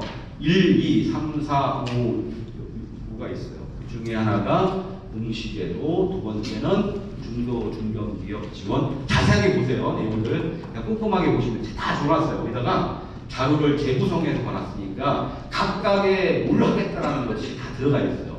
ESG 활성화, 그다음에 네 번째가 중요합니다. 우리가 지속협이라든지 대학이 굉장히 중요하게 여길 수 있는 게 있어요. ES 정보 인력 지원 체계를 구축하는데 특성화 대학원을 만들 겁니다. 내년까지는 일도에 하나씩의 특성화 대학원을 지원하게 되는데 공무원들, 기업인들 위탁 교육을 시킬 수밖에 없는 상황이에요. 이런 부분들이 있어요. 그다음에 ESG 공공부문 선도, 그다음에 또 한 가지 마지막입니다. 추진체계입니다. 지속협이 굉장히 긴장하셔야 될 부분입니다. 그나마 지자체 차원에서 다양한 이해관계자들을 묶어냈던 것이 지속가능발전협의회였지만 유사한 내용들 가지고 또 다른 이제 협의체가 만들어질 가능성도 있습니다. 그래서 민간 합동 ESG 협의회 축도 이제 본격화될 수 있다는 거 고민해 보시면 좋을 것 같습니다. 관련된 구체적인 내용들이 다 저희가 정리를 해놨으니까 오늘 집에 가셔서 하나씩 꼼꼼하게 한번 읽어보시면 됩니다. 어렵지 않습니다. 그냥 한글만 이해할 수 있으면 그냥 다 이해할 수 있는 내용들이고요. 그리고 모르시는 단어가 생기면 구글이나 네이버에 그냥 키워드 검색하십시오. 그럼 다 나옵니다. 쭉 참고해 보시면 좋을 것 같다는 거고요. 제가 또 일정표까지 다 준비해가지고 해놨습니다. 관심 있는 분들은 일정표를 참고하시고 담당 부서가 어디인가도 한번 확인해 보시면 좋을 것 같습니다. 금융위, 기재부, 환경부, 고용부, 공정위, 중기부, 주발청 같은 쭉 있습니다. 굉장히 많은 부서들이 움직인다는 거 참고해 보시면 좋을 것 같고요. 한국의 ESG, 지자체 ESG와 관련해서 제가 도입 절차와 여러 가지 전략들을 사실 국내의 게 아닙니다. 사실은 별로 없었어요. 그래갖고 ESG, 지자체 ESG가 없기 때문에 어디서 갖고 왔냐면요.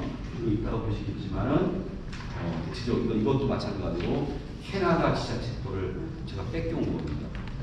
뺏겨와서 번역을 해가지고 해놓은 거예요. 국내에 없어요. 근데 이거 지금 다른 보고서에 막 들어가 있어요. 제 추천도 안 밝혀놓고 번역을 열심히 해놨는데 이름까지 다 적어놨는데 불구하고 그렇습니다. 이것도 마찬가지입니다. 이것도 캐나다 지자체 거를 번역해서 해놨더니 이미 지금 다 써먹고 있어요. 문어기사들이 그러고 있습니다. 이것도 마찬가지입니다.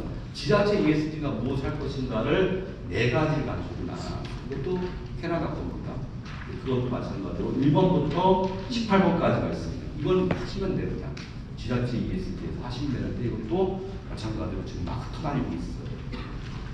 이건 여담인데 한 말 하겠습니다. 제가 논문을 쓰면요, 책을 쓸 때 제일 슬픈 일이 뭐냐면요, 카피큘러라든지 아니면 학술지 인용색인의 이제 표절률을 검사해야 됩니다. 자, 논문 같은 경우에는 7% 이상 넘어가면 이제 논문 무실입니다. 그리고 책 같은 경우 13% 이상 넘어가면 안 됩니다. 근데 저는 매번 걸려요. 왠지 아십니까? 제 글이 다 있어요.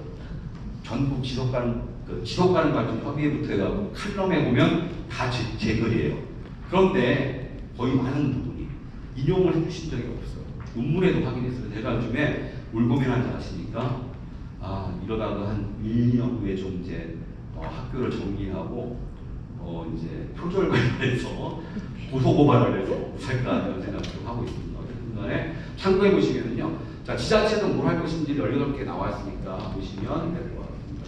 자, 어떤 방향으로 지자체가 할 것인지, 또 지속협은 어떻게 할 것인지와 관련해서는 다음과 같은 전략입니다. SDG와 연계한 ESG 경영 전략을 구사해야 된다. 자세히 나와서 참고해 보시면 될 것 같아요. 중요한 거 지자체는 평택시에서는 지속협과 평택시가 다양한 이해관계자들과 협력하되 오래된다. 중소기업 ESG를 지원하는 방향으로 포인트를 맞춰야 된다는 겁니다. 자, 뭐 할 것인지 중소기업 관련된 부분을 쭉 정리됐어요. 참고해 보시면 좋을 것 같아요.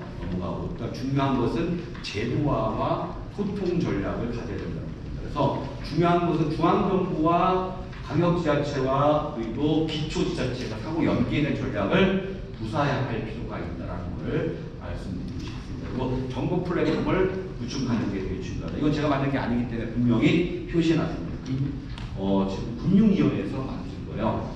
정보 플랫폼은 다음과 같이 구성하자는 겁니다. 그래서 어떤 내용들이 들어갈지를 정보 플랫폼에 잠궈놨으니까 참고해 보시면 좋을 것 같습니다. 쭉 넘어갈게요. 그 다음에 SDG와 ESG를 연계해서 점검하고 환류하고 평가하고 모니터링하는 과정이 되게 중요하다는 거. 평가하고 이거는 우리 게 아니라 캐나다 지자체 겁니다. 참고해 보시면 좋을 것 같고, 이거는 일본 거를 제가 번역했습니다. 그런데 이것도 써먹고 있더라고요. 근데 자, 5단계까지 어떤 과정이 있습니다. 그리고 5가지, 각각 단계별로 5가지 항목이 있습니다.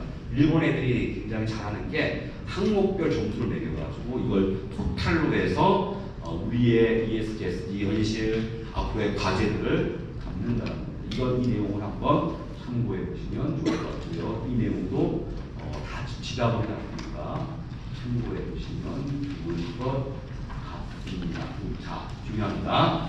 자, ESG 잘하기 위해서 첫 번째 따라해 주십시오. 명확한 타깃. 자, 어떤 거를 할 것인가. 평택에서 만약에 ESG를 한다라고 한다면 평택에 맞는 ESG를 가져요. 방향을 정확하게 가져야 됩니다. 여기에는 목표도 마찬가지지만 중요한 것은 누구를 대상으로 할 것인가, 누구와 함께 할 것인가가 되게 명확합니다. 두 번째, 평가 도구가 필요합니다. 측정과 평가를 할 수 있는 중요한 평가 도구들이 필요하다. 균형 잡히는 지표가 만들어질 필요가 있다 하는 거예요. 그 다음에 중요한 것은 성과를 잘 관리해야 됩니다. 사람들은요, 안 되는 집안하고 절대 안 놉니다. 평택 지도표 못한다고 그러면 놀고 싶을까요? 놀고 싶을까요? 안 합니다. 그나마 전국에서 제일 잘한다. 이러니까 또 지속가능발전대학이 아주 훌륭하더라 라고 하니까 오는 겁니다. 그래서 성과를 잘 관리할 필요가 있다는 겁니다. 그런 부분들. 그 다음에 중요한 것은 공시가 중요하니까 공시와 커뮤니케이션 잘 할 수 있는 것. 마지막으로 가치 분야도 있지만 중요한 것은 차별화, 경쟁력 포인트를 잘 갖는 게 되게 중요하다. 이 부분들은 이제 그 이후에 조금 더 공공기관, 또 지자체와 지도기업과 또 다양한 또 기업들과 논의하면서 조금 더 구체화할 수 있지 않을까 싶습니다. 이런 부분들은 함께 고민할 내용들인데요. 나중에 시간 날 때 또 한번 토론을 해보겠습니다. 되게 빨리 와서 죄송합니다. 마치도록 하겠습니다. 네.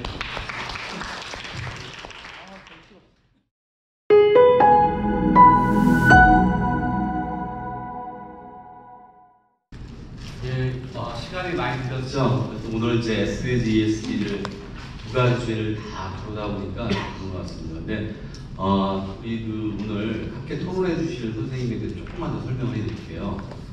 평택 분이십니다. 네, 그리고 평택고등학교를 졸업했어요. 또 저희 1년 선배님이셔요. 어쨌든 지속가능 발전과 관련해서는 선구자 이렇게 보시면 될 것 같습니다. 왜냐하면 대한민국에서 지방의제 21 지속가능 발전 협의회가 90년대 후반부터 본격화되는데 그 중에 하나가 부산입니다. 그리고 인천, 안산 지역인데요.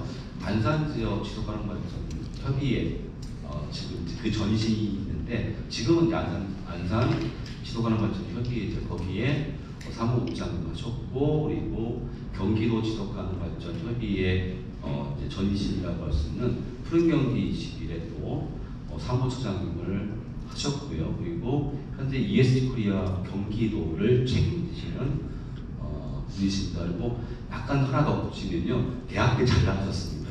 예, 총학생회장도 하셨고, 그 무시무시한 전대협 부의장도 하셨습니다. 자, 신윤관 선생님 박수 한번 부탁드리겠습니다. 네, 반갑습니다. 저 여기 용의동 현재 신흥마을이 고향입니다. 지난주에도 내려왔다 갔어요. 형님들이랑 가족들이 다 살고 계셔서, 그래서 평택은 늘 편한 마음으로 오는데, 오늘도 이창원 교수가 실망시키지 않고 머리에 들어오세요? 이찬혁 교수님 말씀하시는 게 한 10번을 해야 될 강의를 1시간 한 20분에 하려고 하니까 몇 가지 그냥 시간이 나면 짧게 얘기하겠습니다.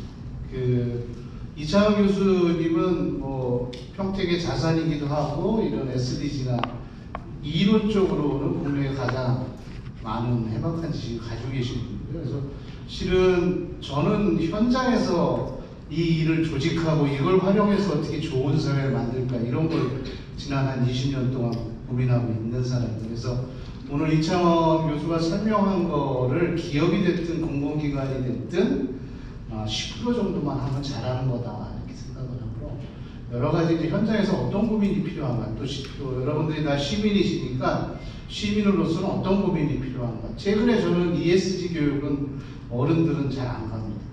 2012년생 이후에게만 가고 고등학생들이 부르면 가고 왜냐하면 어른들은 이미 회색이 다 돼서 거기에 또 반성도 별로 없고 머리만 채우려고 해서 시간 낭비인 것 같아서 안 다니는데 이런 말씀을 드리고 싶어요.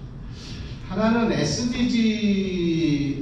ESG는 누가 뭐라든 굉장히 우리가 2021년에 호들갑을 언론이 떨고 그래서 그런데 ESG는 철저하게 지속 가능성 또 작게는 오늘 이 교수가 설명한 유엔의 지속 가능 발전 목표 SDG 또는 한국의 지속 가능 발전 목표 이거를 달성하기 위한 수단이에요. 하나의 경로. 그거에 실은 우리 사회를 이끌어가는 여러 집단 중에 우리가 지속가능 발전 목표를 세우고 기후변화 위기를 얘기했는데 지난 한 10 몇 년 동안 해보니 기후변화에도 별로 완화되거나 나아진다는 징후는 하나도 없잖아요. 오늘 계속 얘기했지만 원인이 뭐냐? 정부와 시민사회의 노력이 아니라 현재 우리 체제를 지배하고 있는 가장 큰 체제가 뭡니까? 기업이라는 것이죠. 기업이 적어도 이런 문제에 관심을 갖거나 이 문제를 해결하는 것을 새로운 비즈니스 모델로 만들지 않는 한 인류가 이 문제를 해결하기는 어렵다. 그거를 위한 복잡한 시스템, 좀 더 강화된 법적 규제, 공시제도 이런 걸 만든 게 ESG라고 생각하십니다. 그래서 우리말로 하면 이런 식으로 살면 곤란해 이래서 ESG. 기업도 마찬가지고 개인, 공공기관. 왜 이런 식으로 살면 뭐가 곤란한 거냐? 환경적으로 부정적 영향을 끼치면서 사회적으로도 부정적 영향을 끼치면서 기업은 이윤만 챙긴다든가 공공이나 정치 영역에서는 오로지 표만 또는 갈구한다든가 이런 부작용을 없애려고. 그래서 환경적, 사회적 부정적 영향을 최소화하는 의사결정을 할 수 있는 시스템이 거버넌스 또는 의사결정 체계 이렇게 얘기하시는 거예요. 그래서 몇 가지 제가 그냥 재밌는 얘기로 여러분들이 어떤 판단을 SDG는 개념 이론적으로는 오늘 이 교수가 많이 말씀하셨으니까 딱 한 가지입니다. 왜 여러분들이 지속가능 발전 대학을 하고 오늘 이 교수가 늘어놓은 이런 자료를 보라고 하는 거냐? 하나는 지속가능 발전 목표는 인류 역사상 처음으로 공동의 목표를 세운 거예요. 그 이전에서는 한 번도 없었어요. 물론 대표적인 기후위기를 비롯한 생태위기, 불평등 이런 위기 속에서 우리가 그래서 최근에 가장 중요한 거는 그래서 지속가능 발전 목표나 이런 건 뭐냐면 하나는 지속가능 발전 대학과 관련해서 아는 게 중요한 거예요. 그 다음 단계는 행동하는 게 중요한 거예요. 사소한 것부터 개인, 조직, 도시, 국가, 세계가. 그래서 SDG는 자순말로 얘기하면 판단하고 행동하는 기준이 돼요. 근데 판단만 하고 머릿속으로만 하고 행동하지 않는다? 이러면 껍데기인 거죠. 현재 ESG가 그런 거예요. 2021년부터 해서 아까 이 교수님 얘기해주는 여기 이론적으로 다 ESG 위원회를 만들고 제가 최근에 경기도에서 있는 LG, 삼성, SDI, ESG 담당자들 다 호주, 미국에서 지속가능성 공부한 전문 인력들이 와서 아까 이 교수 말대로 기업에는 내리 보고서만 쓰고 있어요. 그래서 국회 모 의원이 2022년도에 그 대기업들의 ESG 위원회의 운영 실태, 어떤 안건을 다뤘고 무엇을 개통했는지 들여다봤어요. 회의를 1년에 몇 번 하게요? 대다수는 한 번. 많이 한 것이 2번, 3번. 이건 껍데기입니다. 그래서 단언컨대 제가 현재까지는 제 생각으로는 ESG에 관한 좋은 사례라고 발표해 줄 만한 여러분들한테 소개할 만한 기업이 없습니다. 근데 3가지 외국 기업은 소개합니다. 제가. 왜냐하면 모범적으로 진심을 가지고 이러한 지속 가능성의 위기에 도전하고 있는 것. 대표적인 게 파타고니아라고 하는 아웃도어 회사. 또 하나 아마 젊은 친구들이나 여성분들이 그 제품을 쓰고 있는지 모르는데 러쉬라고 하는 화장품 회사. 화장품용이 그냥 시커먼 거 똑같잖아요. 재활용 부사티로 전체. 3번째 올버즈라고 하는 운동화 회사. 여기는 단순히 예를 들면 이런 거예요. 서울우유협동조합이 ESG를 한다고 하고 서울우유를 만드는 과정, 운송하는 과정에 탄소를 줄이기 이러는 문제가 아니라 서울우유의 공급망 관리라고 하는 게 납품하는 축산농가의 사육환경, 축산농가의 에너지 실태, 거기에 일하는 농민들의 근로환경 이런 걸 다 평가해야 된다는 거예요. 이 전과정. 그리고 그 다음 우유곽은 어떻게 회수할 건지, 우유곽에 붙어있는 플라스틱 파이프는 어떻게, 이 전과정이 들어갈 때 우리는 아직 그런 기업이 없습니다. 근데 아까 얘기한 3가지 기업은 그걸 하고 있습니다. 올버즈라고 하는 운동화 회사는 거기가 면으로 양털을 주 소재로 운동화를 만드는데 양을 사육하는 농장의 토양 조사까지도 합니다. 본사에서 농약이나 화학비료 같은. 그래서 모든 그런 전과정, 그래서 나중에 그렇지 않고 그래서 아직은 우리가 ESG 걸음마 단계다 이런 거예요. 그리고 2번째는 SDG든 ESG든 한국은 아직 굉장히 후진입니다. 예를 들어 볼까요? 민주당의 이재명 당대표의 사법 리스크가 국민한테 위협적입니까? 기후변화가 더 위협적입니다. 네? 그죠? 그리고 국민의힘도 비슷하죠. 사회적 경제 오늘 발표해서 사회적 경제 내년에 3,000원을 사회적 경제 조직들의 약간의 이탈 혹시 정확히 모르겠으나 그게 더 위협적입니까? 후쿠시마 오염수나 기후변화가 더 위협적입니다. 그러니까 이런 거에서 한국의 지금 의사결정 시스템은 완전히 흐리다는 거예요. 지금 국력으로 치면 작년에 조사하면 대한민국이 세계 6위 정도 되고 경제 규모로는 10 또는 11이 나옵니다. 올해 내년이 이 교수가 얘기한 유엔 체제가 굉장히 중요한 거예요.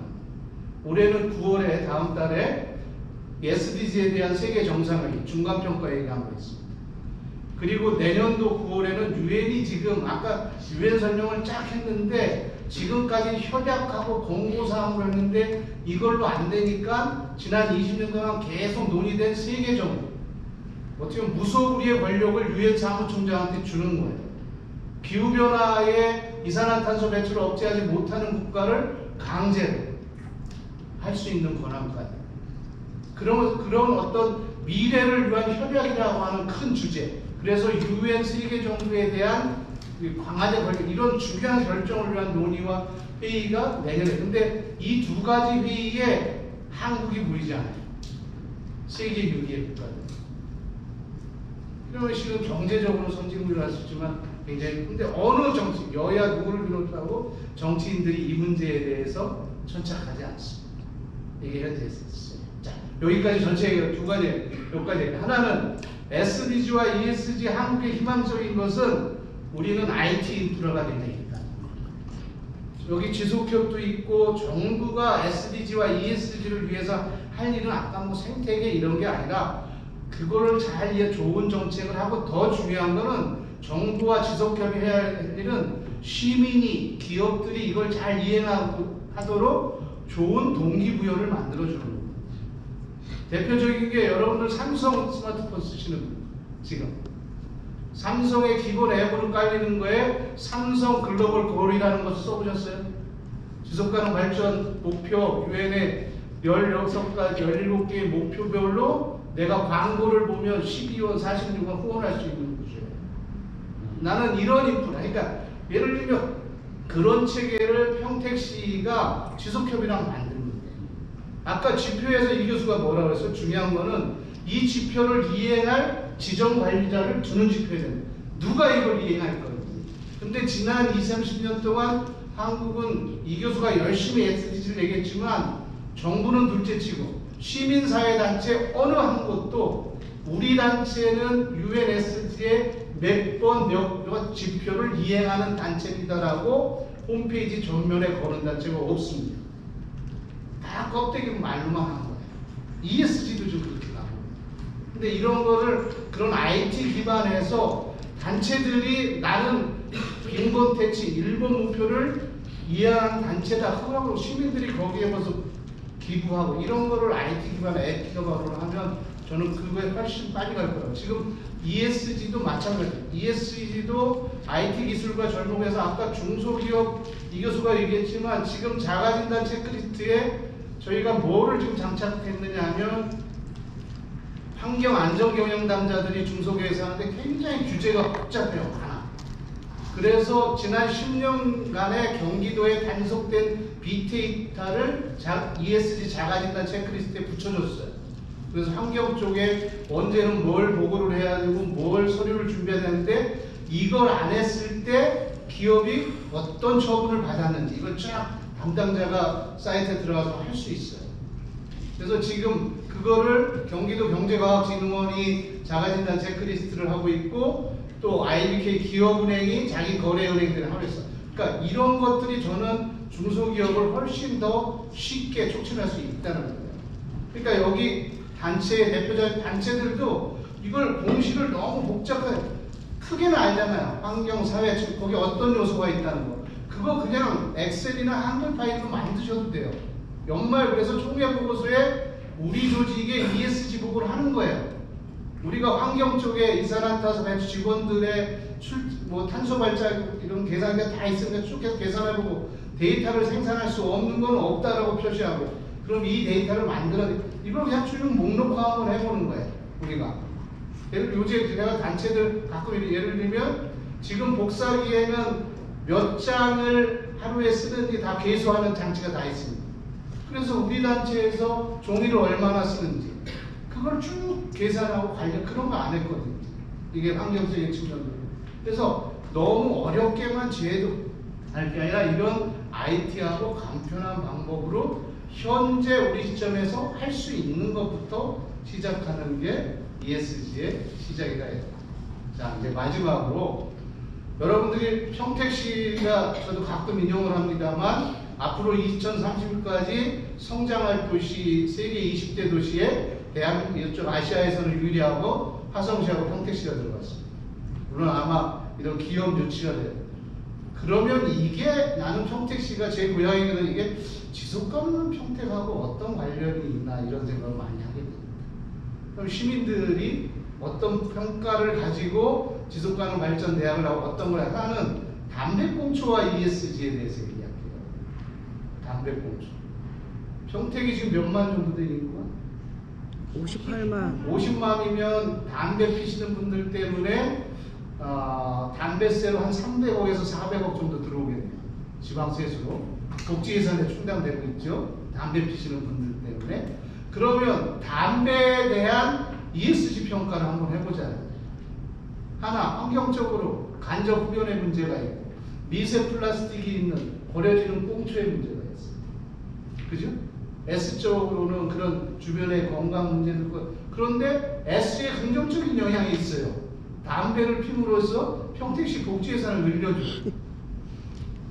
그러면 담배를 더 적극적으로 금융정책을 피해야 되는 게 맞습니까? 이거 여러분들이 그런 논의를 나는 하고 판단해야 된다. 근데 여기서 우리가 착목할 거는 담배꽁초를 누가 수거해야 될까요? 지금 누가 수거합니까? 청소부, 이화원들이 우리 세금을 들여서 우리나라 전체 담배꽁초 수거하는데 연간 한 300억에서 400억. 그런데 우리나라 환경법제 중에 강화돼도 안 되는 게 생산자 책임제도가 안 돼요. 담배꽁초는 담배 회사가 1차적으로 수거해야 되는 게 맞습니다. 핸드폰 포장지는 핸드폰 회사가 수거하는 게 맞습니다. 화장품 용기 포장지도 그게 돼야 기본적으로 주. 그래서 아까 랭킹 10위에 드는 북유럽 국가들은 담배에 두 가지 제도.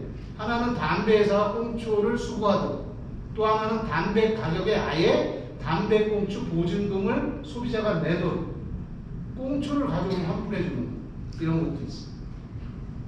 그러니까 예를 들면 이런 거에 대한 판단을 이제 결국은 소비자 여러분들이 해주시고 해야 된다. 제가 지난번에 평택에 ESG 강의하러 와서 했지만 평택시의 위원회에 가면 여전히 주차권은 챙겨주는데 공무원들이 걸어가거나 버스 타고 온 사람은 1,500원을 주든지 이걸 안 해요. 근데 여태 우리가 공부했잖아요. 뭐가 중앙인지. 걷거나 대중교통이 가장 대우받는 시민이 돼야 해요. 근데 여전히 잘해요. 그죠? 예를 들면 이게 어려운 문제예요. 이런 문제에서 ESG가 저는 촉발이 된다고 생각합니다. 그런 상상을 하셔야 되고, 세 번째, 최근에 올해 폭염을 겪으면서 제가 많이 느끼는, 평택도 똑같을 겁니다. 전봇대 옆에 있는 가로수는 해마다 모기장이죠. 이거를 아무런 문제 제기 없이 언제까지 시민들이 받아들일 겁니까? 응? 한쪽은 전봇대가 있고 한쪽은 없는데 가로수 비교해 보세요. 앞으로 폭염이 점점 더 강해졌을 텐데 전봇대를 유지하는 게 낫습니까? 전봇대를 지중해 가면서 나무를 제대로 키우는 게 낫습니다. 예를 들면 지금 지속가능한 도시 SDG든 ESG 측면에서 결국은 시민들의 역할 또는 이런 지속가능 발전 대학에서 역할은 그런 걸 촉진하는 거예요. 마지막으로는 그래서 여러분들이 결국은 유권자로 내년 총선 있잖아요. 또 지방선거 있잖아요. 말씀드렸잖아요. 정은 3천여 명의 지방의원 중에 이거를 내 소명으로 결국은 지방의원, 시도의원 아무도 없고 국회의원 아무도 없어요. ESG랄이 아니라 ESG 조례 다 껍데기입니다. 저도 조례를 만들려고 어디 강의하는 공무원들한테 하는데 중요한 건 뭐냐면 하나는 지방정부의 가장 큰 권한이 뭡니까? 공무원들은 예산을 편성하는 권한이 있고 시의회는 그 예산을 감시하는 권한이 있잖아요. 시민들이 그걸 나를 대신해서 하라고 시장도 뽑고 시의원을 뽑는 거잖아요. 그러면 시장이 내년도 예산을 편성하는 과정에 이게 환경적으로 사회적으로 이 예산을 쓰면 부정적 영향이 있는지 없는지 1차 체크하고 예산 편성표를 의회에 보내. 그럼 의원들은 각 상임위에서 뭐 해야 됩니까? 1차적인 책무는. 지금 이런 얘기했어요. ESG 조례가 중요한 게 아니에요. 국민의힘은 국민의힘대로, 민주당은 민주당대로, 야, 올해 행정사무감사는 ESG 원칙, 내년도 예산 편성 감시는 한다는 SDG나 ESG 스크린을 통해서 우리가 판단할 겁니다. 먼저 집행부에 얘기하고. 그런 예산 잘라내고. 그러면 공공예산이 친환경적이고 친사회적으로 가는 거죠.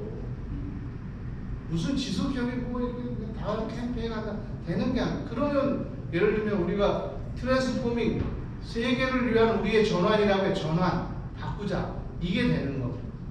그래서 이 시스템을 위해서 근데 제가 한국 사회의 여태의 발전을 봐도 결국은 정치권이 스스로 하진 않더라. 결국은 소비자 또는 시민이 하더라. 그래서 여러분들이 저는 굉장히 12강까지 있다고 깜짝 놀랐는데 이런 지속가능 발전 대학을 통해서 그런 알문 통한 판단이 서시면 행동을 조직하는 게 저는 여러분들이 SDG나 ESG를 우리 미래 세대를 위해서 할 수 있는 가장 유일한 길이고 꼭 해야만 하는 필수적인 경로라고 생각합니다. 고맙습니다. 참 말씀 잘하시죠? 네. 답변할 때도 참 잘하셨어요. 여러 사람 인생 만졌습니다. 예, 요지는 뭐 제가 설명하지 않더라도 잘 아실 것 같고요. 그 부분은 되게 중요한 것 같아요. 요즘에 이제 ESG 워싱이 있잖아요. 무슨 말인지 아시죠? ESG가 아닌데도 ESG인 것처럼 포장하는 것, 세탁하는 것들이 있어요. 그걸 좀 말씀해 주신 것 같기도 해요. 거기에 대응하려면 뭐가 필요하죠? 워싱에 대응하는 거. 시민들은 워치를 해야 되죠. 감시하고 문제 제기하고 또 생각을 나누고 아까 또 여러 가지 또 의회가 어떻게 작동될지 또 지방정부가 어떻게 움직여나야 될지에 대한 의견도 주고 왔는데 이런 것들을 잘 전달하는 것도 굉장히 중요한 것 같습니다. 말씀 잘하셨고요. 아주 쉽고 아주 명확하게 또 얘기를 해주신 우리 신윤관 저희 시장님한테 박수 한번 주시죠. 이걸 들어가서 어떻게 또 충고하시는 말씀입니다. 농담입니다. 이제 시간이 9시가 됐는데 오늘 더 질문하고 토론하기는 좀 어려울 것 같아요. 비도 오죠. 예, 몇 가지 하고 가야 되는데 하나는 좀 말씀을 꼭 해달라고 하더라고요. 뭐냐면 우리 그 평택시에서 SDG 기본 계획 다시 말씀 기본 전략이 수립됐는데 왜 홈페이지나 우리 지도교 홈페이지에 올리지 않느냐, 공개하지 않느냐 이런 부분들을 누가 물어보셨대요. 그래서 사무국장님께서 조금 설명을 해달라고 이야기를 하더라고요. 그 말씀을 드리기 전에 지속가능 발전과 관련해서 좀 3개의 협력기관이 있어요. 하나는 행정이 있고 또 하나는 지속가능 발전 협의회가 있어요. 그리고 또 하나는 지속가능발전위원회가 있어요. 사실 저희가 지속가능발전 기본조례를 미리 일찍 만들었긴 했지만 아직 작동되고 있지는 않아요. 그 중에 하나가 뭐냐면 지속가능발전위원회가 아직 발족을 못했어요. 그러다 보니까 사실은 지속가능발전 관련한 심의평가를 누가 하느냐, 지속협의 하는 건 아니고요. 지속가능발전위원회가 수행합니다. 그래서 기본 전략 안 자체에 대한 심의평가가 사실은 아직 진행되고 있지 못하다는 말씀을 드리고요. 아마 이제 조만간에 이제 평택시와 잘 협력하고 의회와 협력해서 지속가능발전위원회가 구성되고 또 나름대로 평가와 심의도 잘 될 거라고 생각을 합니다. 이 부분을 꼭 전달해 달라고 해서 말씀을 드린 겁니다. 국장님 어떡하실까요? 더 혹시 질문 있으신 분 딱 한 번만 질문. 네, 이끌용 지원관님 질문해 주시기 바랍니다. 저는 질문이라기보다는 지금 말씀하신 거에 대해서 좀 담론적인 차원에서 좀 이야기를 좀 하고 싶은 것 중에 하나가 지속가능 발전도 그렇고 ESG도 그렇고 아까 이제 말씀하셨을 때 시민행동 실천 방안이 되게 중요하다고 말씀하셨거든요. 그런데 막상 놓고 보면 기본 조례나 아니면 관련된 정책을 보면 그런 시민행동을 강화하거나 촉진하기 위한 제도로 연결되지는 못하고 개별적인 활동으로 국한되는 경우가 굉장히 많이 있죠. 예를 들면 지금도 주민자치에 굉장히 많이 오셨고 여러 단체에 활동하시는 분들이 과연 그런 활동들을 지역사회에서 어떻게 만들어내고 유기적인 협조관계에서 만들어낼까, 그런 부분에서 본다면 아까 말씀하셨던 이채원 박사님께서 말씀하셨던 시민의 견제와 감시라고 하는 부분은 사실 좀 아쉬운 거죠. 시민들이 해야 될 역할 중에서 반복이라고 한다면, 자, 그런 측면에서 아까 말씀하셨던 그런 시민 행동에 관련된 몇 가지 사례들은 굉장히 좋은 시사점을 주지만 아직도 지역 내에서는 그러한 지속가능 발전을 체계화하고 ESG라고 하는 것을 시민 활동에서 어떻게 모색을 할지에 대한 부분에 대한 갈증이 굉장히 크다고 생각을 해요. 그렇다고 한다면 아까 말씀하셨던 그런 내용들이 우리 지역사회에서 좀 녹아들 수 있는 그런 방안으로의 어떤 사례 전파 또는 그런 것들이 연결될 수 있게 해주는 어떤 과정들로 좀 재구성되는 그런 역할들을 좀 많이 만들어주셨으면 좋겠다는 생각에서 한 말씀 드렸습니다. 굉장히 중요한 말씀. 아까 이제 적절한 동기부여 제가 말씀드렸듯이 중요한 지점 말씀. 지금 주민자치위원회 혹은 일부는 주민자치회로 지금 넘어가긴 하잖아요. 그래서 몇 군데 정부 쪽으로 하고 있는데 마을 계획 같은 거에 예를 들면 마을 지속 가능성 계획 이런 걸 수립하는 게 굉장히 좋다고 하고, 하나는 거기에 환경 문제나 이런 거, 저는 최근에 이 교수처럼 어렵게는 얘기 못하지만 현재 우리 사회의 여러 과제를 봐서 지속 가능한 도시, 지속 가능한 마을의 원칙은 크게 두 가지입니다. 마을이나 도시가 안고 있는 문제를 해결하는데 자연에 기반해서 하는 해결. 또 하나는 도시와 마을을 돌봄 중심 체계로 바꾸는 거.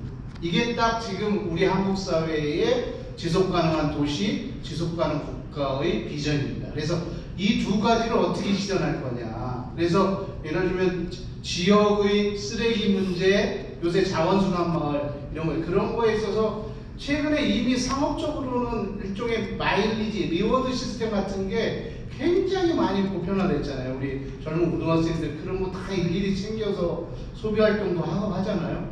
그런데 이게 지금 우리 공공 영역의 시민 참여에 있어서는 마치 시민 참여는 자원봉사에 이루어지는 것처럼 저는 적절한 보상을 줘야 된다고 생각합니다. 그리고 저는 가끔 이제 우리 뭐 이블용 선생과 좋은 분들 공무원들한테 시민의 생각을 공짜로 먹을 생각하지 마라.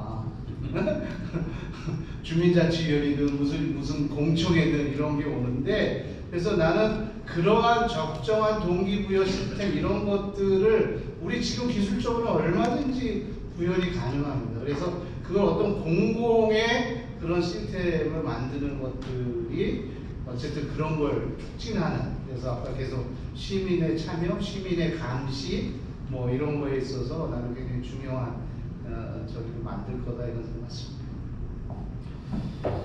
예, 박수 한번 주시죠.